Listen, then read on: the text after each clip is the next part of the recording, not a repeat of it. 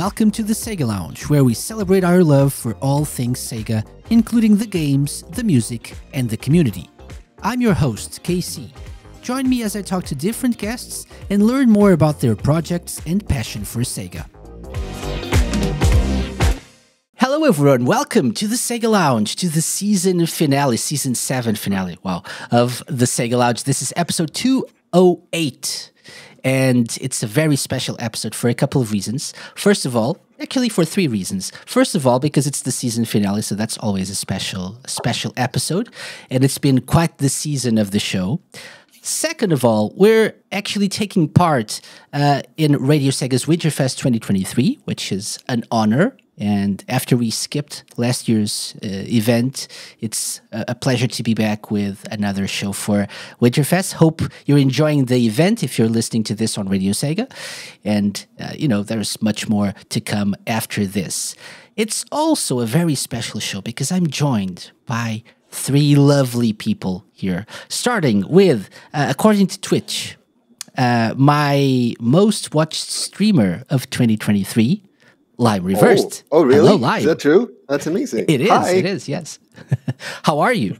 I'm good. How are you? I'm great. I'm very good. Thank you for joining us. Yeah. Oh, we have a name tag right there. There we go. I forgot mine, but you have one. Yeah. Okay. We're professionals here. Yeah. Okay. Thank you. Thank you for joining us, Lime. We also have. Thank you for having me. I don't really have the details, the correct statistics, but probably one of my most listened to podcasters of 2023, James, aka SkillJim. Hello. Hello. You're probably my most listened to podcast as well. SEGA Lounge. That's quite an honor. Yeah. You should find better things to do with your time, to be honest. It's whilst I'm working, man, so nothing better to listen to. Okay. Might as well. I always have like one AirPod in. I'm just listening to the SEGA Lounge and SEGA guys and all these little SEGA podcasts. So okay, helps me get through the day. I'll take that as a compliment, I think. Yes. Okay. And you guys are always special guests, but you've been on the show many, many times. We have an even more special guest this week. We have Sam Procrastinates. Hello, Sam. They kidnapped me. I don't know where I'm at. I'm tied up. Can somebody please save me? I don't know where I'm at. Apparently it's called the SEGA Lounge or something. I don't know. I need help. I can't get out. Oh my gosh, what a nightmare. We'll edit this in post. No. Cut the feed. Okay. Thank you, Sam. For joining us. How are you? Thank you for having me. I appreciate it. I'm great. Everything is great right now. And I appreciate you guys for inviting me. It means a lot. Yeah, we're going to talk a lot about Sonic today, so we thought, who's the best person to join us and talk about Sonic in 2023? Good, because you know me, I can't talk about anything else other than Sonic. If we, you know me. Excellent. Yeah. That's what we're here for. So thank you guys for joining me for this very special episode. We have a few things to talk about. First of all, and let me start by saying this. We'll mention this briefly at the end again, but thank you everyone for listening to the SEGA Lounge this season. It's been an amazing season, the best one yet. We've had some great guests on the show. We've had some amazing conversations, some very nice SEGA Lounge challenges. And so, first of all, I wanted to say this to everyone listening or watching. Thank you very much for tuning into the SEGA Lounge every week. It's been amazing to have your support. So I thought this would be the best way to just close the season of the show, would be to have you guys joining me to talk about 2 special topics. It was going to be just a Sonic conversation. We had discussed this for a few weeks, but then something happened last week. The Game Awards, which usually are just like, I don't know, at least for me, something really big happened for SEGA fans. I don't know. James, I know you're always on top of the news in terms of games. Yeah, well, there was a series of announcements all tucked into one tightly produced package, and that was the SEGA new era, new energy. 5 game announcements, all on the Game Awards show. We had Jet Set Radio, Crazy Taxi, Shinobi, On the Spot. Streets of Rage. What else was there? Streets of Rage and Golden Axe. Exactly. Which is mind blowing, really, and more. So and more. And more. So hopefully, Shenmue 4 is on that list somewhere potentially. Hopefully. So I wanted to talk a couple of things about this. First of all, it's something that we weren't expecting, really. At least I wasn't. What did you think would come out of this? Because Sega sent a sort of an invitation, like a postcard to some content creators. I don't know. Did you get one, Sam? I did not know. No. Okay. From what I've seen online, fighting game creators were getting that invitation. And so everyone, since, very recently, we got the news of Virtua Fighter 3 TB Online being something that would be out in Japan. People were assuming, okay, they're reaching out to fighting game content creators, so it's going to be something Virtua Fighter related. And I thought Virtua Fighter 3 TB Online is coming to consoles, or maybe Virtua Fighter 6, maybe. That was my kind of expectation for this. Were you guys on the same boat? Maybe Sam?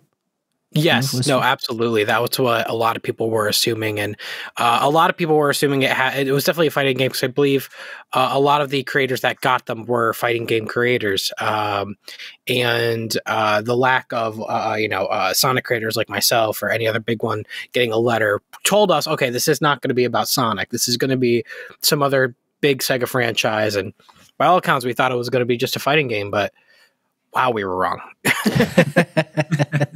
Yeah. Did you guys have any other expectations? Lime, James?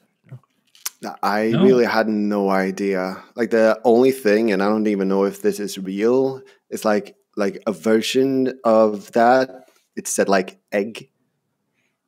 And I was like, yeah, no, that was photoshopped. Okay. Yeah, there we go. I was didn't like, see that. What was that? Does that mean Billy the Hatcher, or like, does that mean something? Gosh, that'd be great. Imagine that. Billy the New Hatcher. era, new energy. Billy Hatcher. Okay. Yeah, but so people didn't see it coming. I will actually say, I guess there was a small inclination on what it could have been, due to some of the past leaks that's happened regarding Jet Set Radio. So there was a small inclination of what it might have been. Yeah, I seriously didn't expect much. I wasn't really seeing Sega doing something big at the Game Awards, first of all. And then considering, okay, we've had leaks. We've had the story about the super games and stuff that we've discussed on this show before. But there were really no real official, tangible, clues as to what this would be. So I thought it would be something to a very specific audience. No one saw Jet Set Radio, Shinobi, Golden Axe, Streets of Rage, Crazy Taxi coming, which is kind of amazing that we're getting all these games or new games in these series. So what are you guys most excited about? Let's start with Sam. For me, it's nostalgic wise for a game that I personally played growing up outside of Sonic is Crazy Taxi. So I know that is something I'm excited for, but I'm also well aware Crazy Taxi is an arcade game. It's not really a game where I would probably invest more than a couple hours in. But the one I'm really excited for is Jet Set Radio. That's something a lot of people in my audience have been begging me to play. I know with the recent release of Bomb Rush Cyberpunk, that like craze is kind of reawoken. So this gives me an excuse to try it out before then. So I'm really excited to have a new series to try in Crazy Taxi, just because that's something I actually played beforehand. Yeah, for sure. James, what about you? Same for me. I mean, if you're actually looking at the footage of Crazy Taxi, it does kind of look like it might be more, potentially. We're going to get into some of the other things that have been talked about recently regarding those announcements. But yeah, I mean, I had seen was there some sort of leaks a while back? I think I'd seen like Sega Bits tweeting some Jet Set Radio behind the scenes leaked artwork or something that apparently they were working on Jet Set Radio, the modern one, and possibly even Crazy Taxi. So, I mean, seeing those in that list didn't really shock me as much as the other three. But out of the 5, it is literally Jet Set Radio and Crazy Taxi that I'm most hyped for. Because again, you know, massive Dreamcast fanatic. You know, those are the 2 titles that, you know, we've been waiting for since pretty much. Well, I know they've both been on the original Xbox as well, like Jet Set Radio Future and Crazy Taxi 3, but it does feel like a long time. So it's nice to see those franchises returning. For sure. Yeah. I mean, I don't think the games themselves or the series included in this list are a surprise. I think when was it? Like last year, we had like information of maybe the board meeting or whatever, the shareholders meeting, and they said they were wanting to bring back and work on some classic IP. So I think all of these were on that list. So it's like more of a, you never know where things are going, right? And what work has been done or not. And to get these all at the same time, I think was the biggest shock, at least for me. I think, like you say, that is the biggest surprise, that it's all at the same time. You know what I mean? It's not like 1 or 2 of them that were announced. There's like 5 and more. And, you know, I've got a tweet here that apparently Sega had filed following 4 trademarks on December the 6th in Japan: Altered Beast, Eternal Champions, Kid Chameleon, and Jet Set Radio. So those could be 3 of the other potential games there. Altered Beast, Eternal Champions. I mean, I don't know if they're all working on them at the same time. It appears to be. These 5, at least, if they're split in different community, companies are working on these games on behalf of Sega, like .emu or whatever, or Microids, perhaps. I don't know. Do you know what I mean? But it'll be interesting to see what happens. For sure. Yeah. What about you, Lime? What are you most excited about? I grew up playing the Streets of Rage games, so that's what I'm the most nostalgic for and looking forward to it. And it's going to be exciting to see the switch from 2D to 3D. I really wonder how they're going to pull that off, and I so hope they stick the landing there. I really hope that they are doing this, like they're choosing 3D, not just because, but because they actually have an interesting idea, like a reason to switch to that. That's what I'm hoping for. Yeah. So I sense some concern there in your voice. You know, I've been a Sonic fan for all my life, and like we all know, they have kind of greenlit games before they are ready. So yes, that's my experience mostly, and so that's what I'm worried about. Yes. Yeah. Okay. I share the sentiment as well. Well, not everything. I think the one I'm most excited about is Jet Set Radio for sure. I really want a new Jet Set Radio, and from what we've seen in this very short, like teaser video, it looks good. Looks like the Jet Set Radio that I remember from the Dreamcast days. Nothing against Jet Set Radio Future. And as much as I loved Bomb Rush Cyberpunk, that looks more like Jet Set Radio Future. And I know many people prefer that version of the game, but my Jet Set Radio is the original one on the Dreamcast. So you have like the bright colors, the blue skies, that the Sega feel of the game. It looks like it's going in the right direction. Plus, they've said that members of the original team are working on this, so that's really that's okay. That's what I was going to mention. Was the thing that's I guess the most quote unquote concerning about all this is because some of these series hasn't been seen in like 20 plus years. Is who's developing these, because these are a lot of games, and I don't know if we've ever known Sega to be working on so many games at once. They usually take things pretty slowly. Sonic, Yakuza, Monkey Ball, and that's usually kind of like the occasional other games, but to have like 5 games, it did leave into question if some of these are maybe outsourced, or if something like RGG Studios is taking on multiple projects. But yeah, you mentioned some of the original creators are working on, say, Jet Set Radio, or is that? I think Jet Set Radio was the one that was mentioned. Yeah.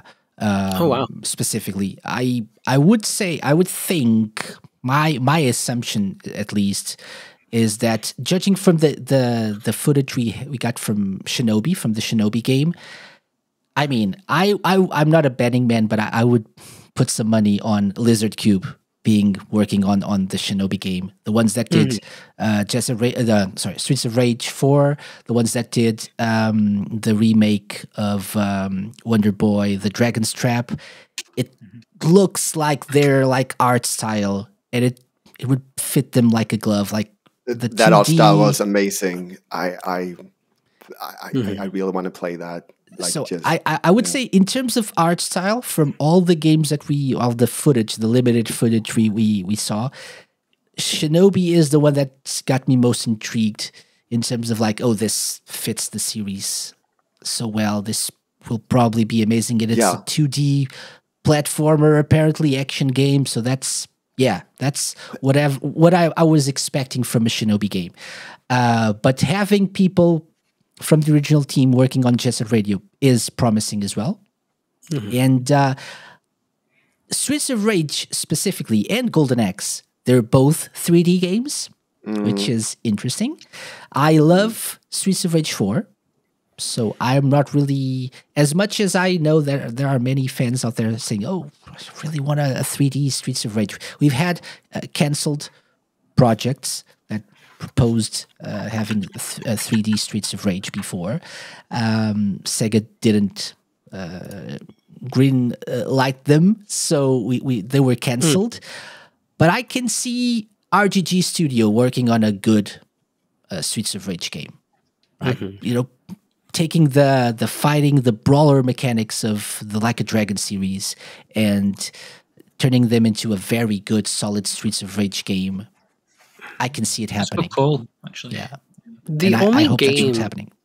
The only game that I'm wondering if any of you guys have experience in, or if anyone has experience in, because it's the one that's almost never talked about, is the Golden Axe game. It's like a 3D Golden Axe game. It looks kind of like I don't want to say like a Dark Souls, but it kind of looks like a Dark Souls type thing going on. So it's like, I'm not familiar with the Golden Axe series very much at all outside of the Genesis. So I'm actually wondering, like, how different is that from the rest of the games? I know they've had one in the past, a 3D one a while ago, but Beast I don't know Rider. if... Yeah. It was not good. Not good? Okay. Not good. Well... So that's a concern. 2008. A source of concern as well. Yeah. Golden Axe Beast Rider. I didn't know that existed. Okay. Yeah, it didn't translate well into 3D, unfortunately. Which What was bad about it? Like, what was wrong? I mean, it didn't control well. It didn't feel like the transition from a 2D brawler, which is like Golden Axe is like medieval Streets of Rage, basically, right? So it's the same idea, it's the same proposition. It's a side-scrolling beat 'em up, or X 'em up if you want to have an X. But it didn't translate well into 3D, and probably the major problem with that was the fact that they didn't spend enough time polishing the game up, probably, you know. Yeah. As with many other games in the recent years by SEGA. And that's the only thing I have to say. Time. The games haven't been out for like 20 years, so please take your time. There's no rush at all. Like we've gone this far. Sure. Yes, so much that. Please take your time and green light it when it's ready. Yeah. And I'm hoping they've actually done quite a lot of work on the games for them to be announced right now, right? So I don't think they're in the early stages of development.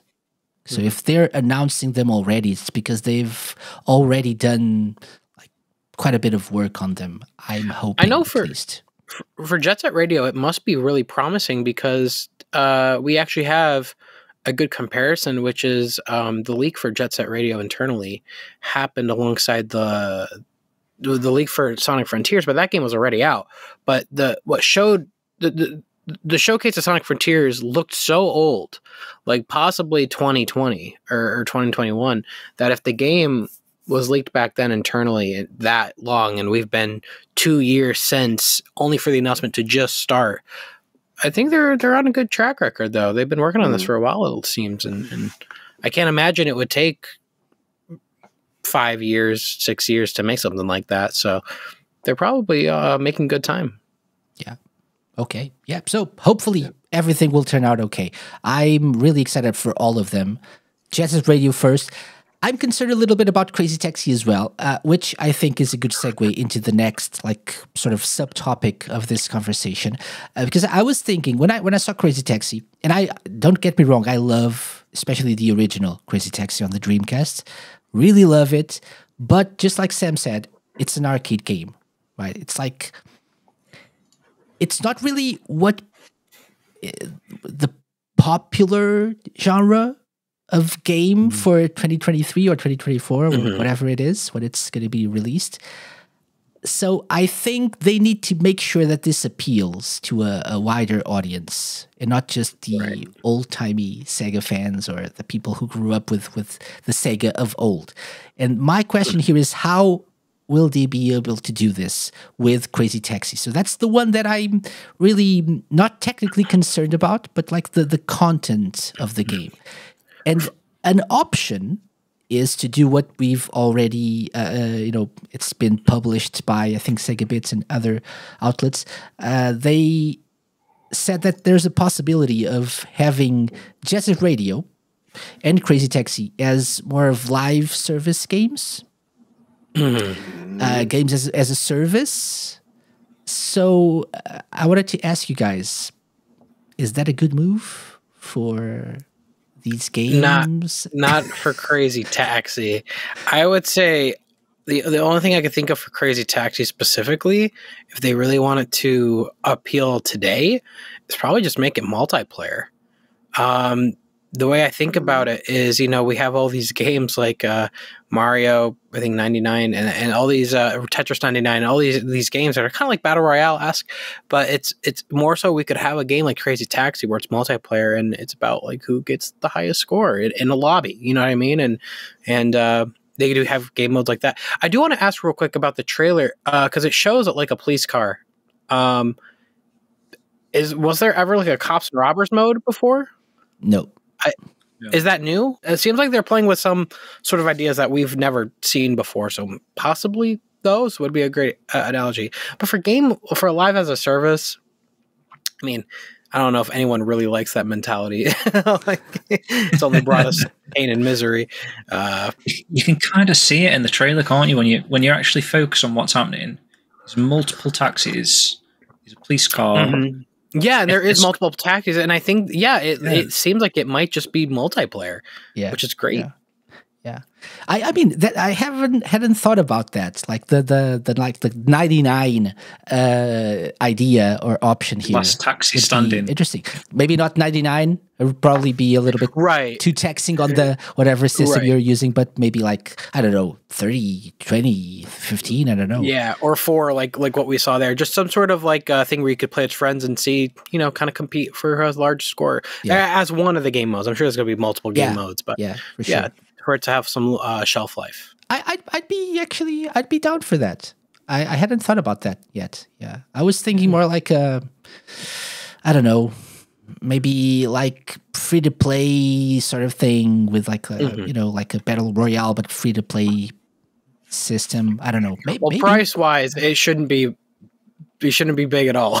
So it should be pretty reasonable in its price.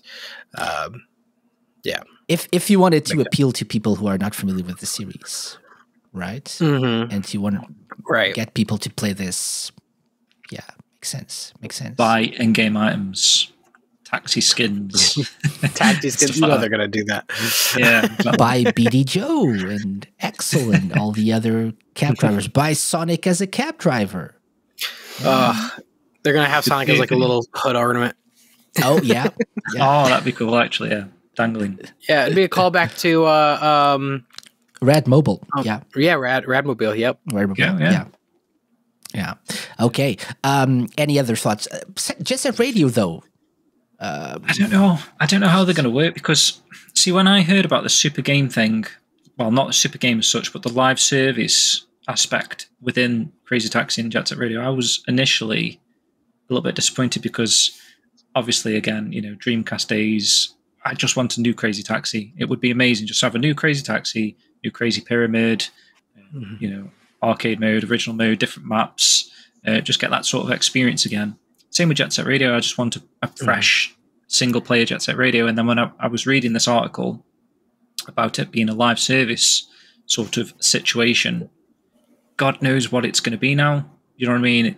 Hopefully, if they are putting this AAA budget that we're hearing about into these games, that they can have both, because it would be cool to appease both sides of the fan base to have a single-player Jet Set Radio Crazy Taxi, but then try and delve into this sort of, I guess they're trying to go for maybe like that kind of Fortnite-y audience, in a sense, with some of these ideas, some of the old IP here that they're trying to incorporate, and maybe get a brand new audience to these titles that we love. We're old school gamers. Yeah, to get for sure. Your fresh face people. One thing, we're not. Maybe I don't know. Are we the core audience for this? I mean, their biggest, most active Sega fans. I mean, a lot of them are going to be Sonic. A lot of them are going to be, Yakuza. So I mean, they kind of. I think they understand that if they want to bring these old IPs back, they're going to have to kind of cater into those pools of people to have people play these games, because I doubt any of the old school people were waiting this long for these to come back. But I do want to talk about the possibility that some of these aren't necessarily new, but more so remakes. Because I know with the Crazy Taxi map, people that know the game way more than me have pointed out that the map that they're showing looks to be a 1-to-1 remake of Crazy Taxi. It looks familiar, yeah. Yeah, and obviously with the new game modes into it. So it makes me wonder if, for those that know Jet Set Radio more, if you recognize any locations, is that like significant, like where this is probably going to be a remake and not so much like a new experience, but more so like, can we still do this? And then maybe from there, can we make a new game? It's very much like Shibuya, that is. It looks like Shibuya, yeah. But I'm not entirely sure. So there are similarities, but so this part of the map, you're going down that street, that long road. I remember that. This looked like the bus stop a little bit, but maybe not. So it looks maybe like a remix version of the original Shibuya map, maybe. Yeah, but Crazy Taxi for sure looks like what we've had, like the San Francisco area. Yeah, you had this like the street. Looks a little bit like that. Yeah, maybe. I would not be surprised if some of these were remakes, because they outright say here, like I have a document in front of me from Sega Sammy, where they say like one of the strategies here would be to prolong product life cycles by remastering and remaking IPs. So it could definitely be this. Yeah, for sure. Yeah, for sure. Do you think it looks like they're going back? Something that I just thought of. Do you think this matters, the order of the games on this list? Ooh, interesting. It's not alphabetical, is it? So it's not. Yeah. So is this? Can this hint at which games are coming out first? Which games are like bigger or? Possibly. Less, I mean, what I was about to say was, do you reckon they're going to have, like, these are the names of the games? So instead of having Streets of Rage 5, for example, they're just going to rebrand Streets of Rage Golden Axe. That's kind of the vibe I'm getting from here. Yeah, it could very much be. Could be. I mean, for a game series this long, I'd tell you what, if I was in Sega shoes, I definitely wouldn't want to put a number at the end of those. I definitely would want to have people know they could jump in at any time. Please, anyone, please play this. Probably a subtitle or something. Like all of them would have numbers, right? You'd have Crazy Taxi 4, Streets of Rage 5, Jet Set Radio 3, potentially. I would actually subtitle them all instead of adding a number. Yeah, just like even Shinobi. Shinobi is hard to number at this point. I think after they already did a new Shinobi, didn't they, on the PS2? Yeah, just Shinobi R, if I'm not mistaken. X? Shinobi X? Of course. X or that's R? the Sega Saturn. Isn't that the Sega Saturn game? Shinobi X. Everybody's got to be afraid of putting an X. The PS. Oh, sorry, you're saying PS2. I think just Shinobi, right? Just Shinobi. We had Shinobi and Nightshade. Yes, which was the spin-off with the lady ninja. Yeah. So Shinobi is hard because the last numbered one was 3, I think, on the Mega Drive, the Genesis. So it's hard to number Shinobi. I would definitely. I don't think you would subtitle them something interesting. Streets of Rage, Revenge of Mr. X. Although I think that's been done before. Yeah. Oh, no. But I would like to add as like we're talking about service games and like skimming through SEGA service games. I was about to say it. I was going to make the joke. Yeah. Original. It seems here, like from what I can read, like this is like from a document in 2023, talking about the acquisition of Rovio. And they say here, like, key strength of Rovio, and one of them is like Beacon, the tool for live service game operation. It seems like one of the strategies there to buy that company is for live service games. Like, at least that's one of the strengths. And to add Angry Birds to everything. Yeah. And more. Oh my gosh. And more Angry Birds. Yeah. Oh, and something that's a good point, Lime, because there's another part of the strategy that we're not talking about here. It's like the multi. I don't know what they call it. Not the multi-platform, but the multi-medium of these things, because they're working on games, on movies, maybe TV shows, things like that. So, and we already know there's a Streets of Rage movie in the works. Potentially and Golden Axe as well. I think Space Channel 5 was Space Channel 5 was on the list. Really? I think that's something I heard. Yeah, it's just very, very interesting stuff that I'm wondering how would you actually translate that to movie? Indeed. I mean, they made a Barbie movie, so that is true. They did. And that was unironically actually a really good movie. It was a good movie. It was a good movie. Yeah, I enjoyed it. So yeah, it wasn't really like a Barbie, like Barbie in whatever world or whatever. It was really a Barbie movie. So an Ulala movie or something would work potentially. A musical could be. It would have to be. Would it work without Space Michael though? That's quite the loss for whatever project they're working on. Yes, but it's doable. I would love for it to be a musical. Like that would be so fitting. Like song and dance. Come on, it's fitting. Yeah, it is. It is a rhythm game. So yeah. So I don't know what we're gonna get out of this, but my last question about this, because we really need to move on to the second topic. I'm trying to be professional today. What are you hoping and more means? So can I ask you for two picks, a realistic one and like a pipe dream one? Okay, so Sam, I see you itching to go first. I would say and more could possibly be. I think the easiest one would probably say Monkey Ball. Because I mean, the last game I think did pretty well. It did decently. So I would probably say Monkey Ball. And what else can I say other than Sonic? I'm really trying to scoot around him, just because. I mean, Sonic didn't go anywhere, so it's like it's hard to say like he's like this is like all these things are like things that are like kind of coming back. So yeah, I'm gonna Copium, maybe Space Channel 5, because I know they had a VR game recently, and I don't know how many people really have VR, so it's like I would like to see a proper Space Channel 5 come back. You know, James has VR, has PSVR. VR. Yeah, Space Channel 5 VR. Yeah. How was it for the 30 minutes you played it? Yeah, it's short, but it's great. It's more Space Channel 5. I know the original games were short, but obviously this is like a fifth of the original games. Right. And some of the original people who worked on Space Channel 5 worked on that. Yeah. So it could be an interesting one. Yeah, to see them. With these game announcements, is it just the shock that there was 5 at once and more? Because we're having games anyway, like you're saying, with Space Channel 5 VR, Somebody Mego was like recent, House of the Dead remake, Panzer Dragoon.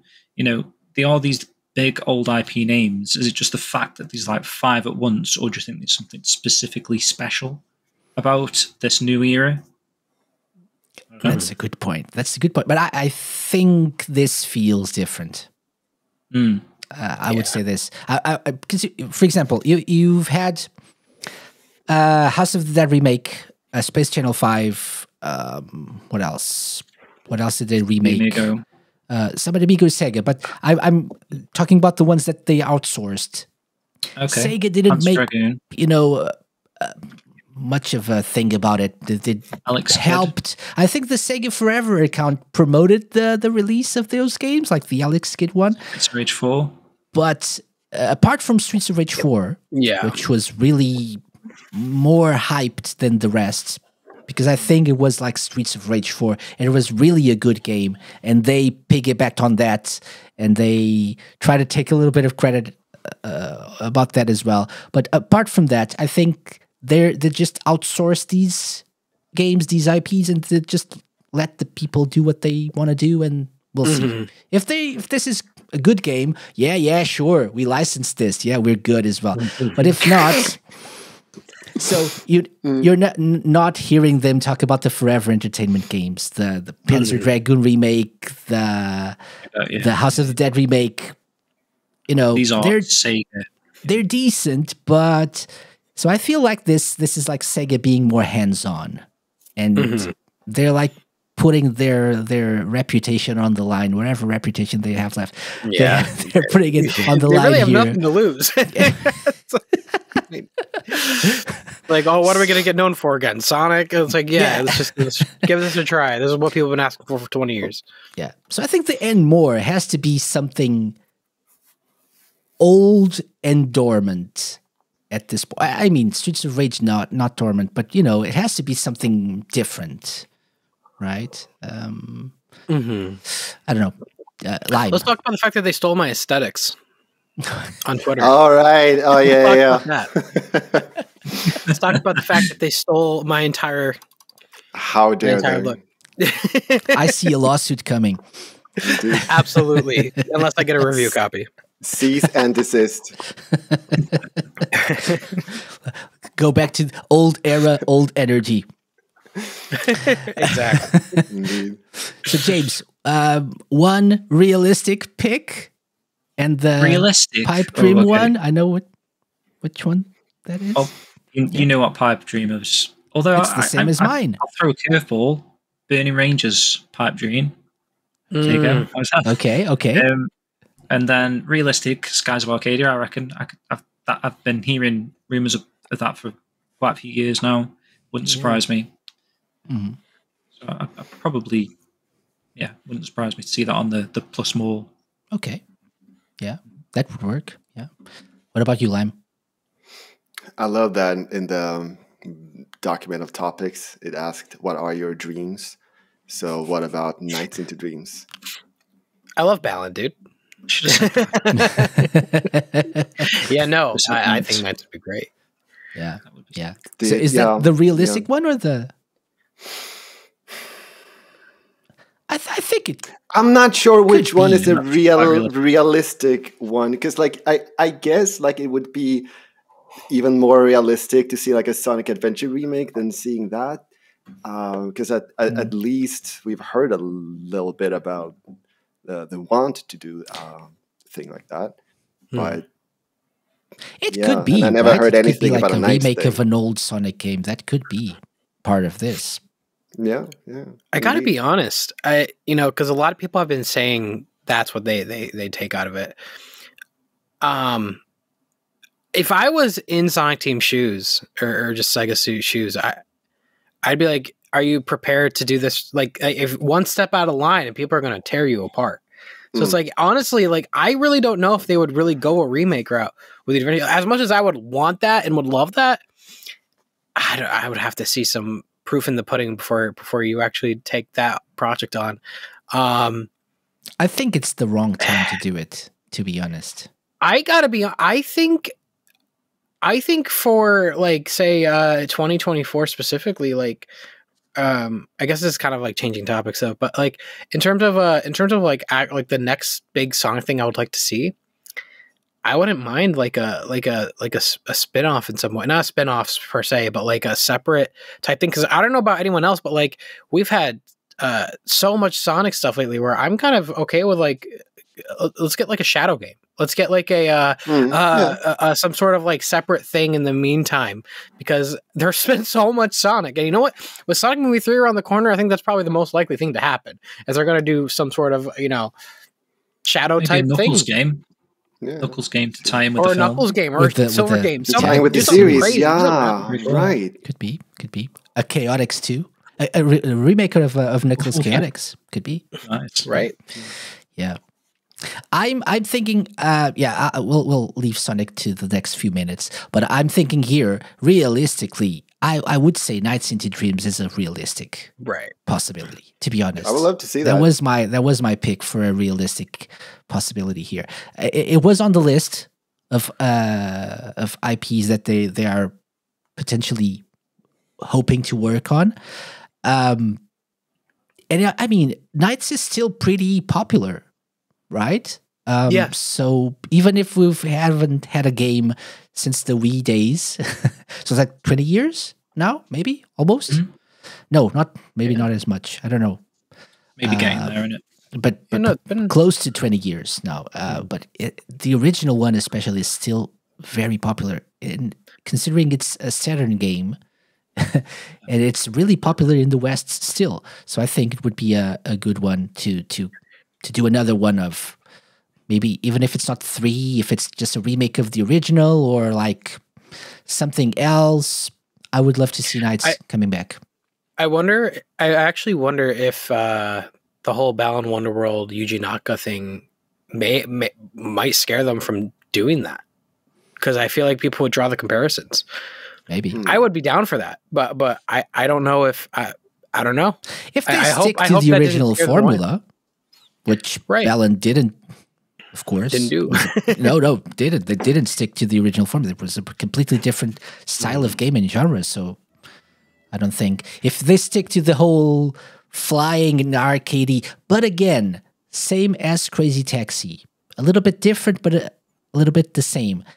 How can you make that appeal to people who are not familiar with Nights and make these like big projects, these big budget projects, pay the bills and make them worth the effort and the money they put into them?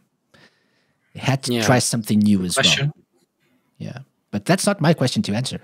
That's for Sega to think about it and answer the question. Incidentally, you were saying how popular like Nights is. We've just had the Data Discs soundtrack release of Nights into Dreams as well, which seems to have been snapped up quite quickly. A lot of buzz about that. Yeah, but it's like popular. I mean, popular in the Sega fan community circle, but not really popular outside of like old school Sega fans. That's my issue here. So these are all games that appeal to a certain demographic and certain audience, but they want to make them appeal to everyone, ideally. That's for them to figure out. My pipe dream is obviously Shenmue 4. But I'm not sure. What? Let me say that. Really? I'm not seeing Sega come back to or go back to Shenmue. I don't know. As long as they let Yu Suzuki work on it, I'm fine with it. But it would be nice. It would be nice to be. Just needs to happen, see Casey. them like we're gonna get on board with whatever Yu Suzuki is doing, and we're gonna, full on support the development and publish this game. Like it's truly a Sega game. That would be nice. But I don't know. I don't think so. Believe. Okay. Yeah. That's the Sega, the new energy, new next level, right? It's the website. So for people wanting to stay on top of this, nextlevel.sega.com. At this moment, you can only subscribe to the newsletter and watch the Power Surge reveal trailer from the Game Awards. And that's our first topic covered.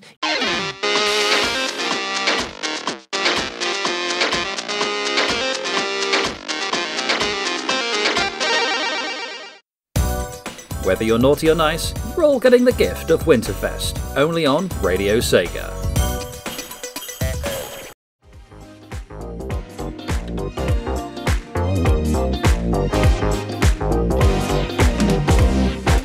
Moving on to the second topic then. So it's what we were originally going to dedicate the whole episode to, but we wanted to really, really share our thoughts on this next level thing.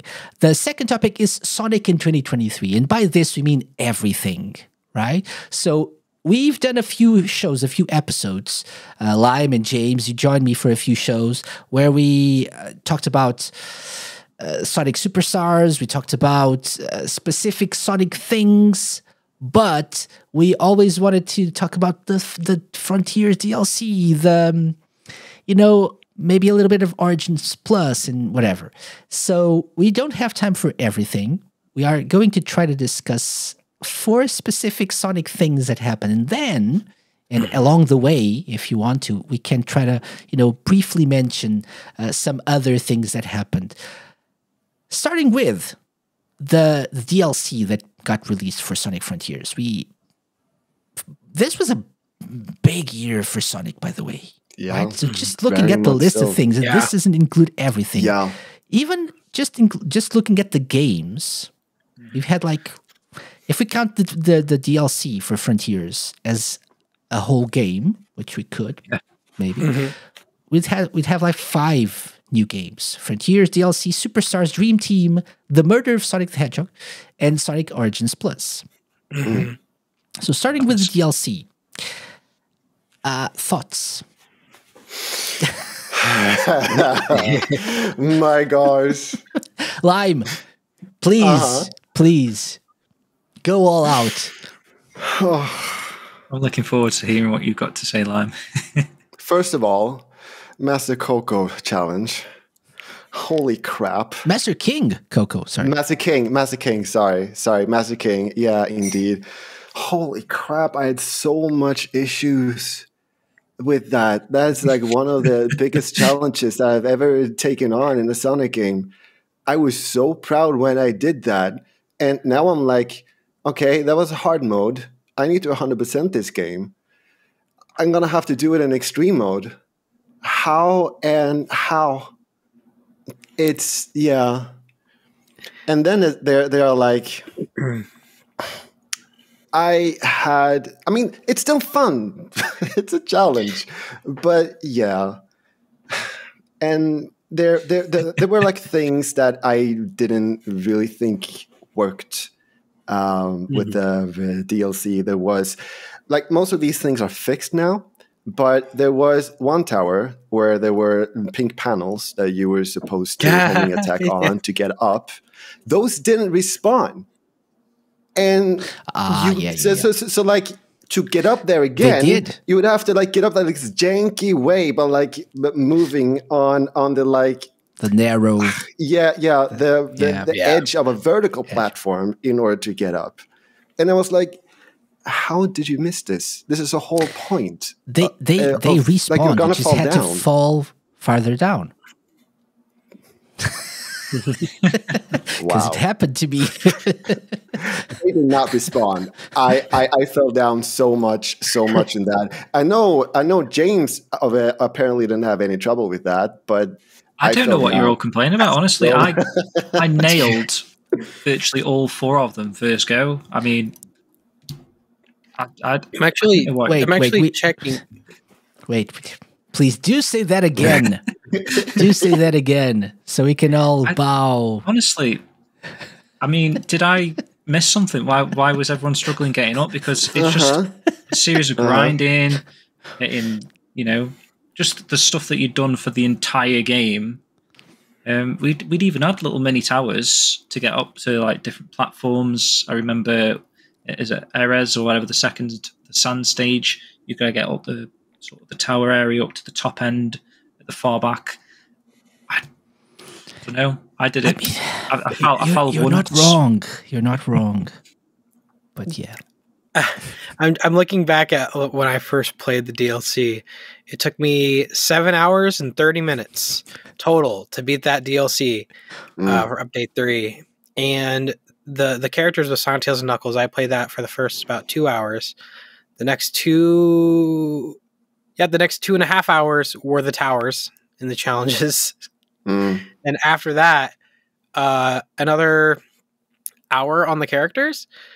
And then the last, let me count here. 5 hours, okay. The last hour, about an hour and a half, was for the Coco challenge on hard mode. And then after that, it took about another 30 minutes for the final boss. Yeah, that was a trip. That was pun intended. No, but that was like all right. That was crazy. Now, the specific part you're talking about with the towers, those pink things that didn't respond, I had that trouble too. It took me a few attempts, but I ended up getting it. But I remember thinking to myself, like, this was intentional. But recently in the new patch that they released a couple days ago, clearly it wasn't. They fixed that now. But so that's why it respawned for me. Oh, because it played this last week. Yeah, this weekend actually. Yeah. Okay. I apologize. Yeah, they just fixed it. But no, that was I when I was playing through, I was like, wow, they really they got the wrong message from when we said we want a challenge. Yeah. We didn't ask for Kaizo. I think, and this comes from a place of love. Let me preface this. Okay, when you start always comes from a sentence like this, you know it's not going to be good. But I think the DLC highlighted the flaws of the main game.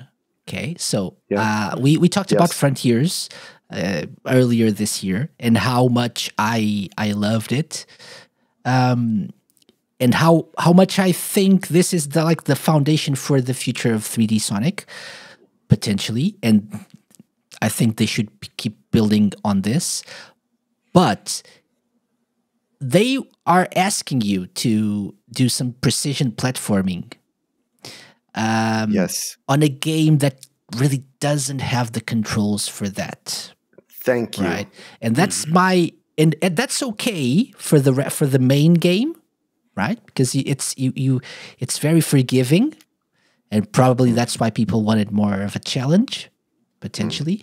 But it at times made me feel very frustrated that they were asking me to do something that I knew it would be possible with a lot of tries and practice, but the game itself wasn't really built to allow you to be able to do that kind of, to be that precise in jumping and then breaking something to move on. And the kind of, you have Sonic with all those special moves. Just a quick touch of the wrong button sends Sonic flying, in the distance and away from the goal, away from the other platform. So it's very finicky.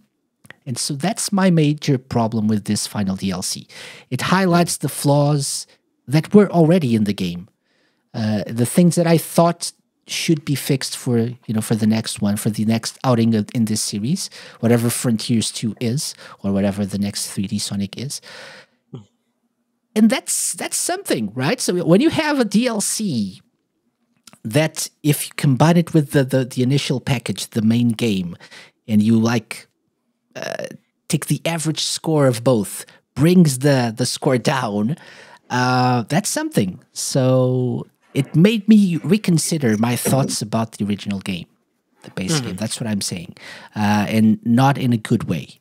I'm not saying that I don't love the game anymore, but it made me feel a little bit differently and remember some of the criticism that I heard before and think to myself, maybe, yeah, they were onto something. It was the fact that it was forgiving, the original game was forgiving, hid some of the flaws that were there in terms of gameplay.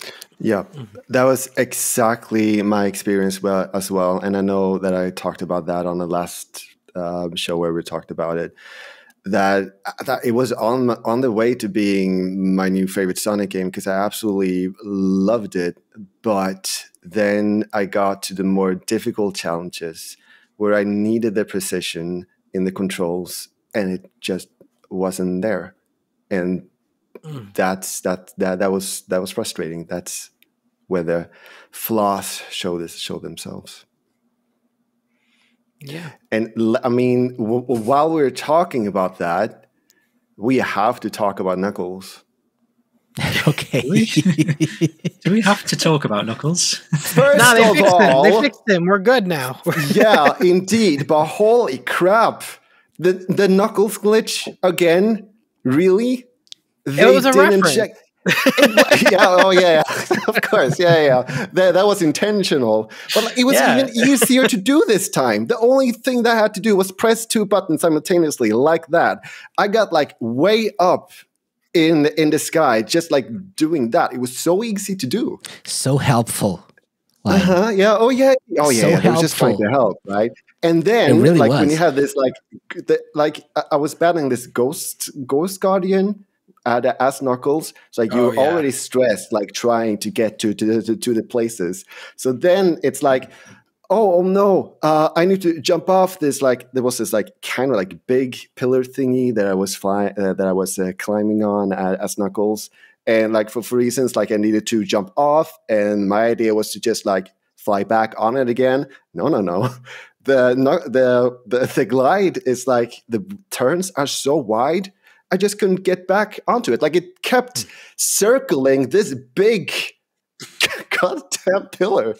And I just couldn't get on it. And I was like, come on. Yes, it's fixed now. I've tried it. It's a lot better. But come on. It shouldn't have been a thing in the first place. Yeah. No, it started pretty rough. It started pretty rough. Yeah. I played the I think was Amy and Knuckles when the DLC got released. I liked Amy. When it first came out, I thought Amy felt just like Sonic with a different moveset. Yeah. But then you get to Knuckles and it was like... Knuckles was... that's where I stopped. That's where I said, okay, no, I'm not going to do this now. I'm just going to come back to this Tails, later. Kind of the same with Tails because obviously the flying thing takes over what a lot of the game wants you to do. There's no challenge with Tails at all. You can skip everything. Yeah, I guess so, but there's a lot of times where I wanted Tails to like double jump. Is to unlock all the skills and have the like the cyclone, isn't it? They call it the cyclone? Yeah, indeed. Yeah. And you can go anywhere. Indeed. The thing for me, I look back at when the game was first revealed, and I look back at my main criticisms, which is the platforming and the world are not one. They are separated. By that, I mean, you have the world, which is primarily flat. And then you have, to make up for that, our platforming, quote unquote, are these assets that we just have. So we just have walls that we could makeshift roads. We have a whole lot of rails. And that was my main criticism. Is I would like the world itself to have the level design built into it. I think that's when the world is at its best. I know in the desert world they have sections where the world is designed with it in mind, and it's a lot of fun. So that was kind of my hope for these DLCs going into 2023. Sad to say, and I guess because of limitations, a lot of these level designs were made again using these assets that have horrible pop and all that such. The first DLC, I'm trying to remember, which I think was the Battle Rush mode, I think. No, I'm sorry, that I'm thinking of the second update. A lot of those areas were relatively well made. Kind of reminded me a bit of Unleashed in terms of its reactionary gameplay. But yeah, the update 3, it felt like the level design that they took away, the level design for the takeaway is a lot of rails, a lot of this specific platforming that really, yeah, it's not designed with Sonic's moveset in mind. And it kind of feels like they're trying to mix oil and water together. It just doesn't really mend as well as they think it does. And when it comes to the characters, like Knuckles' glide having the turn radius of a semi truck is ridiculous. His wall climb sections only being specific areas can be excused because again this game wasn't designed for that in mind. But a lot of it felt kind of shallow. It's just climb here, get up there. It didn't feel like there was a whole lot of fun platforming happening with that in mind. And I think Tails having the Cyclone is insane because I don't know if you guys just decided to do the infinite symbol and just go straight up into the sky and see how far you go. You literally could boundary break. It's not like a cheat or anything. That's literally they just give it to you. But it's I think it's a matter of the team. Probably realistically it could be time constraints because they had to make 3 DLCs in the span of a year. Absolutely. But definitely I hope the takeaway is not that they think this is the type of level design or platforming we want. And I think the tower challenges, I hope they heard that loud and clear because I don't know if you guys seen, but in the recent patch, the way they fixed the towers that people were complaining about is they just added a bunch of balloons everywhere for people to homing tag and get up there by yourself. So it's like, okay, it just, in the end, the first 2 DLCs I think did a decent job adding more to the game. I think the idea of the characters were fun, and I to be fair, I do like the challenge. But I do think there needs to be more of a gradual increase in difficulty. And there wasn't really a gradual increase. It was more so like, hey, if you're playing Frontiers this long, you probably are like me and have no life. You got to finagle the jank and get through it. So you said you want it hard. Be careful what you wish for. So What do you guys think is the right way to play Sonic Frontiers now? Say if you were to start from the very beginning and then you get to the split, you going in the portal, is that the correct ending now? Do you think the DLC is that? That would be considered the good ending, I would say, but I would recommend for new players to play the old ending first. Yeah.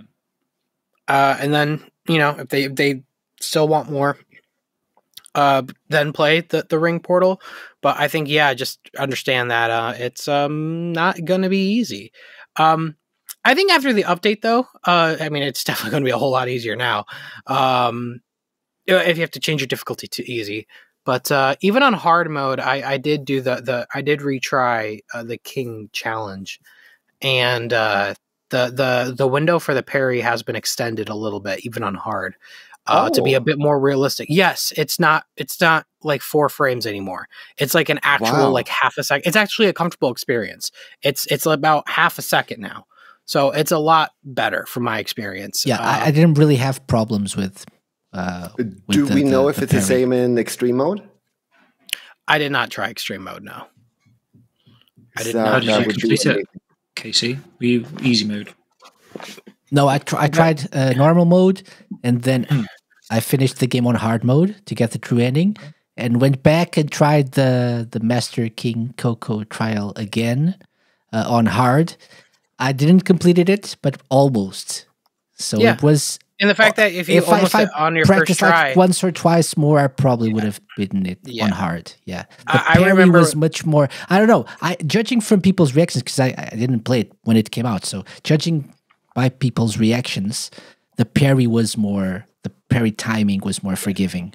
with I this know new for a patch. fact it had to have been changed because I remember the second I got to the second Titan, I was getting whacked by every missile, his tail attack and everything. But when I replayed it for the first time in 2 months after this update, I was still on hard, and I got all the way to night. I ran out of time near the end because it was my first attempt in months, but I got to night. Well, so that right there told me something had to have changed because I was stuck on Titan 2 for the longest time. But yeah, even then though, it does baffle me. It's like during development, you would think, definitely better. They need to do better balancing the difficulty. It's a shame that didn't happen on the first update. I think it would have softened the blow a lot. But yeah, no, this was a decent update. But I do want to actually talk about I don't know if you guys seen from the recent patch, but they they made Sonic, Tails, and Amy, not Sonic, but Tails, Amy, and Knuckles incredibly OP. Stronger. Right. I haven't tried it after the update, but I read in the... Yeah. I played most of it with the update, but I do remember the difference between Knuckles and Amy before was this the only patch between release? Yeah. Yeah, okay. I think so. I don't think there's been any other patch yet. Okay. So so this patch definitely changed things for the better in a way. Yeah. I would say overall for the better. I know in my initial stream of the patch, I was really not fond of the change they made to their difficulty because it's like, once again, I feel like sometimes with Sonic Team, sometimes it's either one or the other. There's no in between. And it felt like such an overcorrection because I counted it. I literally threw a Tails wrench at the spider enemy, and I destroyed it in 7 wrenches. 7 wrenches. Whoa. And I showed people you could do, and that's 7 wrenches and it's dead. You know what I mean? So it's like way too much of an over, and that is on hard. It doesn't, your difficulty does not change the difficulty of the bosses. I don't know if that's a bug. Some people said it might be a bug. Some people said this is an improvement overall because they just hated fighting enemies with the characters. I just feel like there needs to be better balancing because it feels like there's either the one or the other. There's no in between. But yeah, it feels like the characters, while they were a good idea, there wasn't really much time put into balancing them and combat. Yeah, and making them interesting to play and controlling well as well. So I don't know, maybe just doing this just for the sake of it, just for the hell of it. Yeah, maybe don't do it next time. Just add something else, something simpler. We've already played the base game. We've already paid for it, so we won't mind if you just add a little bit of extra content, but don't have to make something. Sorry, excited about them adding the characters, like some different options other than Sonic, like Tails and Knuckles and Amy. I was excited about playing those because I was expecting them, because of how great Sonic actually controls. I was expecting that same level of control with Amy and Tails and Knuckles, and then when you're actually playing them, and it's like it's really bad compared to Sonic. It's got me a little bit concerned for the future because I know, was it the last show that we were talking, we were saying if they actually nail how these characters control, you could be looking at potential Sonic Adventure 3 where they can reintroduce these multiple character sort of storylines. But at the moment, if that's going to be how Knuckles is going to control, for example, it's not going to be the best. I mean, they're getting close though.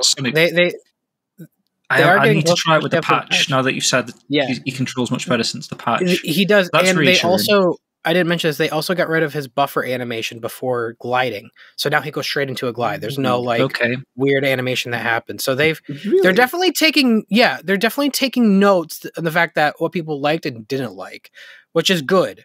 And I mean, I definitely have faith because of that if they were to reintroduce these characters for a future game, that hopeful that, I mean, I would like, I mean, again, this is a DLC. I would like to assume that they would be a lot better, more fleshed out. It felt like a lot of this was like, we have to somehow fit these characters in a game that was designed only for Sonic with his character moveset. So Yeah. There's a bit of faith there, but that's the problem. Yeah, that's the major problem. If they are really thinking of reintroducing these characters as like main characters or have their own stages or whatever, one would assume they would spend more time refining the gameplay and balancing everything out, right? Yeah. Without the limitations of like Knuckles just being able to climb a specific wall. Yeah, right. Exactly. Yeah. Or Tails throwing wrenches. Okay. Which is still so funny to me. It's just like, it's such a weird animation. It's like, you have the tails, dude. Just do your tails whip. It makes more sense than throwing exploding rings, though. Right. Yeah, I was just going to mention that. At least it's not rings. Yeah. Yeah. But I think, it's just the enemies. Like, now that I think about it, it's like, what enemy would get taken down from a tails whip? Like a boss. I feel like it's just because these enemies just weren't designed with it in mind.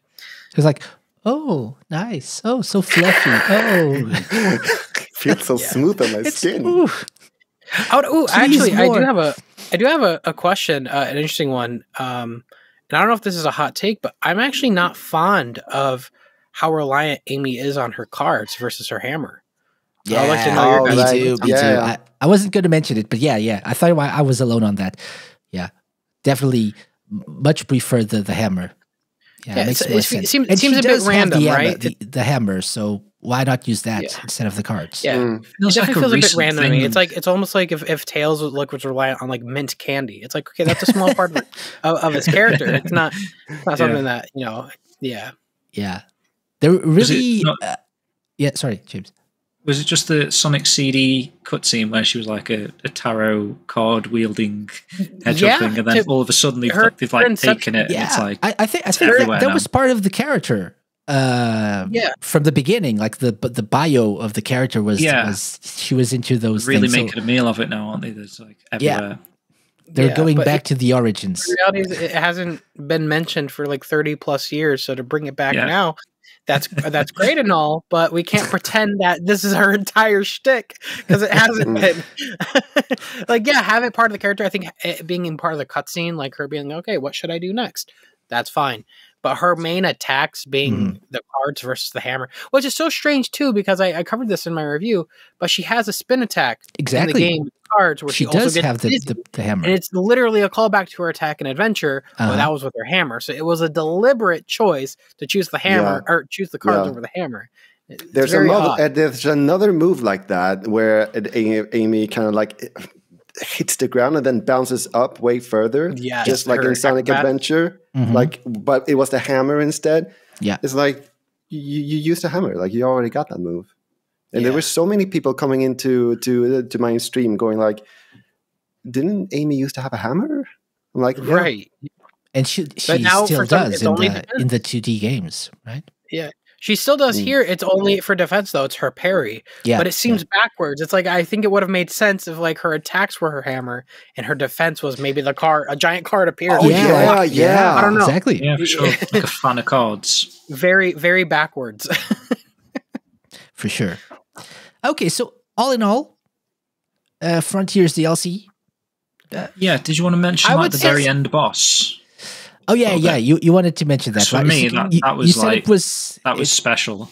Okay, it was all worth it for that, right, James? Yeah, I mean, I enjoyed the towers, the climbing the towers. Because you didn't fall down. Because that's why you're a pro gamer, right? That's why. Wow, I don't know. I honestly. I'm just a pro. I'm just at life, right? So not just as a gamer, but. I mean, maybe not because I spent like 5 hours on the King Coco challenge thing, but won't talk about that. But I did manage to get through that. And then obviously the end boss, which the music alone made that epic.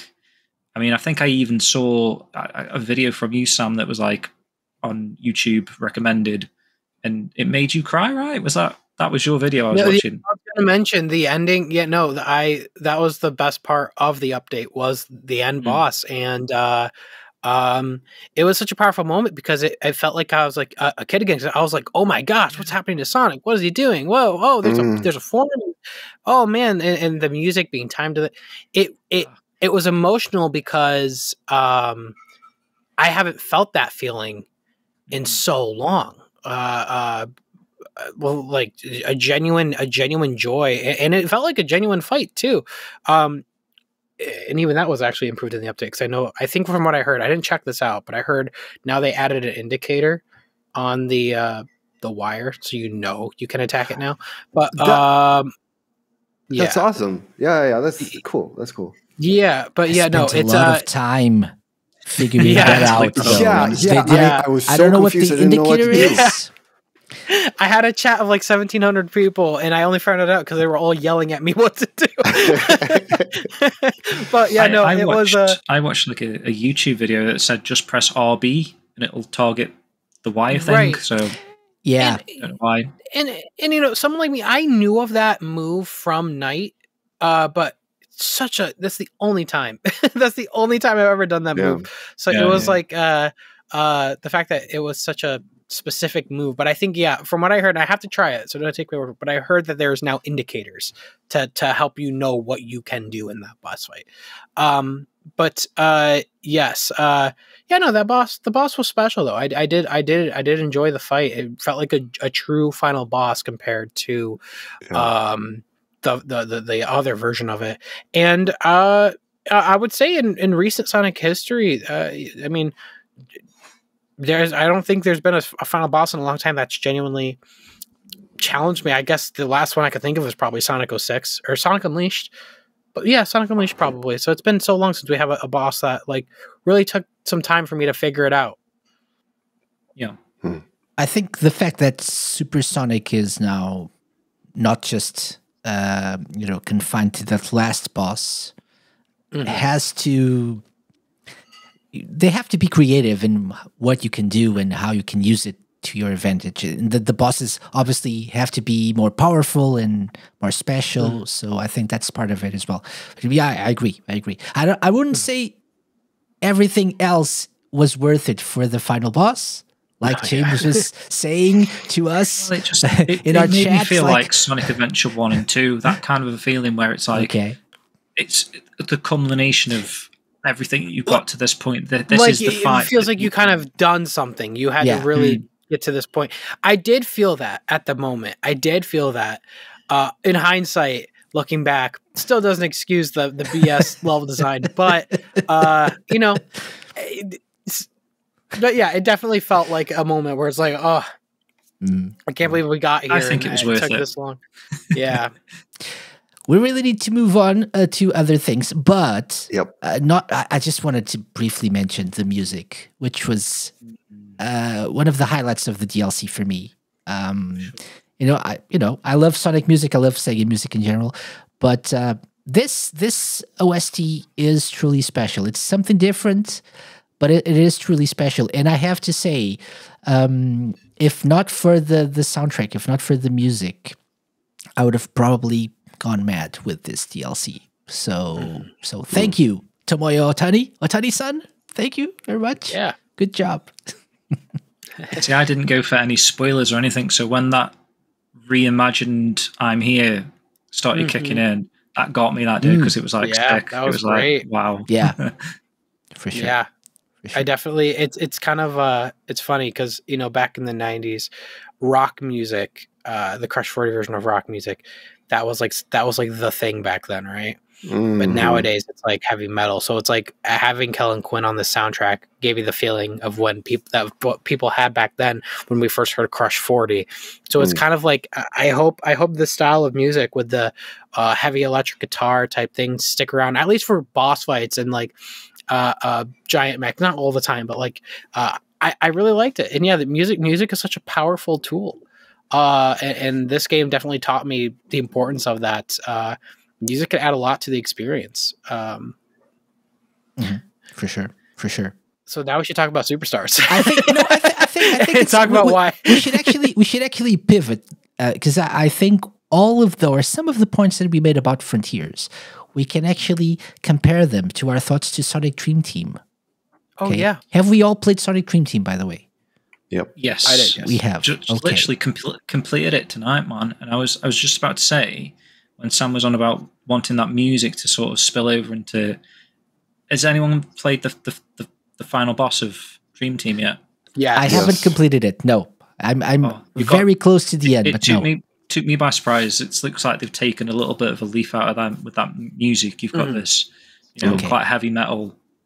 Kind of gave me some Bowser's Fury type feelings of that. It was good. Oh yeah. Nice. I so much enjoyed that boss. Like, it was a long time since, after having like completed a stage or a boss or something, that I was just like, I'm gonna play it again right now. I just enjoyed it so much. It wasn't really a boss fight, was it? It's strange. It was like tossing this orb to each character. I see what you mean. I was actually a little jump scared on that boss. Oh, really? Okay. What with the fists and stuff? No, like suddenly, like this huge head came up, like up. Yeah. Yeah. I get you. Yeah. Mm-hmm. And how do you feel about the platforming in this? Overall? Good. It was pretty good. It felt, to me, this game felt like it's definitely like a return to traditional Sonic platforming. It's so close. It's so close to being like almost back to where it was in the Adventure days. It's kind of a mix, though. It's kind of the way I think about it is like Sonic Heroes, but the controls are a lot better, and there's more pathways. And that in and of itself already makes the game pretty dang fun because of it. I thought the platforming was good, and for the platform to be good, the control has to be good. And I thought the controls were very fluid. Decently so. So yeah, I think overall pretty good. Is it perfect? No, of course not. There's always room for improvement, but very, very good. And this is more so what I was kind of talking about in Frontiers. What I hope is I want the level design and the level design and the platforming to blend. Yeah, for sure. I'm with you. This caught me by surprise, both because I wasn't expecting the game to come out at all, and so soon after being announced, and because I wasn't expecting it to be so good. To be completely honest, I love Hardlight. Great people. They've done great stuff in terms of like mobile games, but this is really good level design, and the controls are awesome. It's like what I really wanted from a 3D Sonic game, actually. The only fault of this game that I can really say, is that it's a little bit too short, but it makes sense. It's not like a full-on, PC or console game. While I do think it could become that. It could be like released for maybe at a budget price, maybe, or if they add more content, maybe at a full like I wouldn't mind Sega AAA, but a full-on game. But yeah, sorry. I wouldn't mind Sega Heartlight sharing some notes with the Sonic team from now on. Like they proved themselves as far as I'm concerned. Like you guys are just relegated to the mobile department. Please do both. See, I was trying to describe it to Matt because Matt hasn't really got an Apple device or anything, and I kind of thought about it. I was like, it's kind of like a lost GameCube Sonic game. It's like it feels like that kind of era to me. Like that you've seen the graphics here now, kind of like Billy Hatcher colorfulness. Right. And the graphics aren't anything too amazing, too special, not on the same level as like Frontiers or Beyond. They are kind of like that last gen kind of style. But like Sam says, the control just feels solid, and especially when they're doing all these multiple characters, and Sonic Team's struggling a little bit with Knuckles, but here Knuckles kind of feels right. He feels like how you would have expected him to feel if they did put these characters in a mainline Sonic game. But it's a great game. I mean, it's a very simple game. You've got like the first stage is kind of like you collect the blue coins, collect the red stars, and get to the end, and then after that, the next stages are like a combination of finishing within a certain time, collect your dream orb shards, collect a dream orb, and then after the end of all the acts, there's like a boss fight.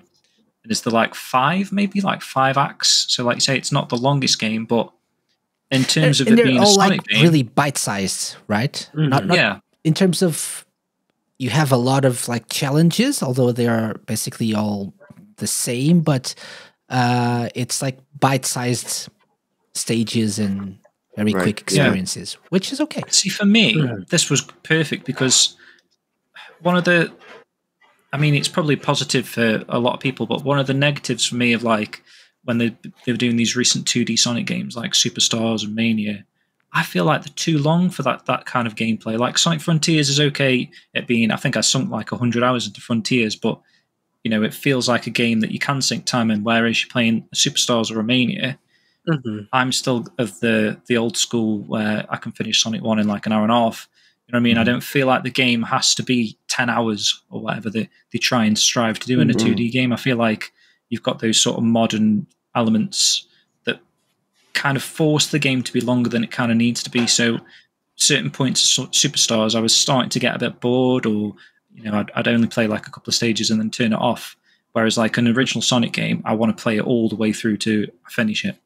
You know, I suppose that's because back in the day you weren't able to stop and save. You'd have to leave your Mega Drive on all week. Yeah. Good point. I would much rather have like a quality short game than a long, like not quality game. So like I think they made the right decisions here. For sure. For sure. Yeah. I think, you know, of course, you only have like 3 types of gameplay. And I mean, gameplay in terms of like special moves, because Amy and Sonic are basically the same. Tails and Cream are basically the same as well. They can fly instead of like do the homing attack. And no, wait, they can do the homing attack. They just can't do the light speed dash. Light dash. Light dash. And Knuckles and Rouge can climb walls. That's basically it. Glide. And glide, They definitely can't glide, I'll tell you that much. I saw that stream. That's my one major complaint was the flying and the gliding. Yeah. Felt like we're trying to make a brick fly. Quicksand. They fly for about 2 seconds and then it's like, ooh. Yeah. Now, to be fair, the level design doesn't require more of you than that, but it's also a factor of like, but that's part of the fun of gliding is gliding. So yeah, it's like we definitely want. That's my one critique. But yeah, I mean, pretty dang good overall though. Yeah. And it's like we're probably looking at this like a mobile game, like a phone game, which is really. Oh, sorry. No, I'm Please. interrupting. No. I have thoughts. Okay. Please share.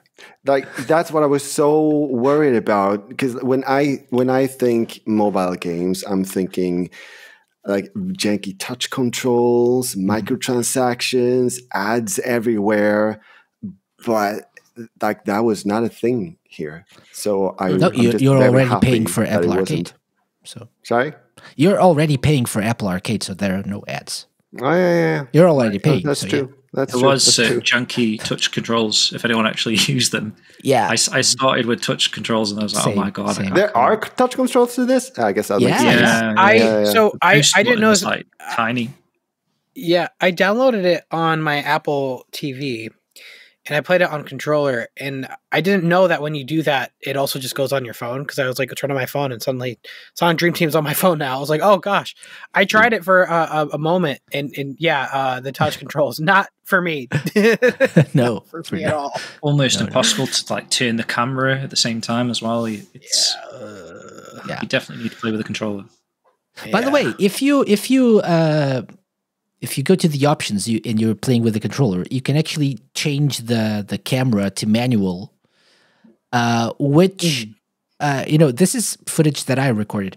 And every bit of footage here where I'm struggling with something is probably because the manual controls are activated, which don't really. They say if you want to play if you want to have like a console-like experience, do that.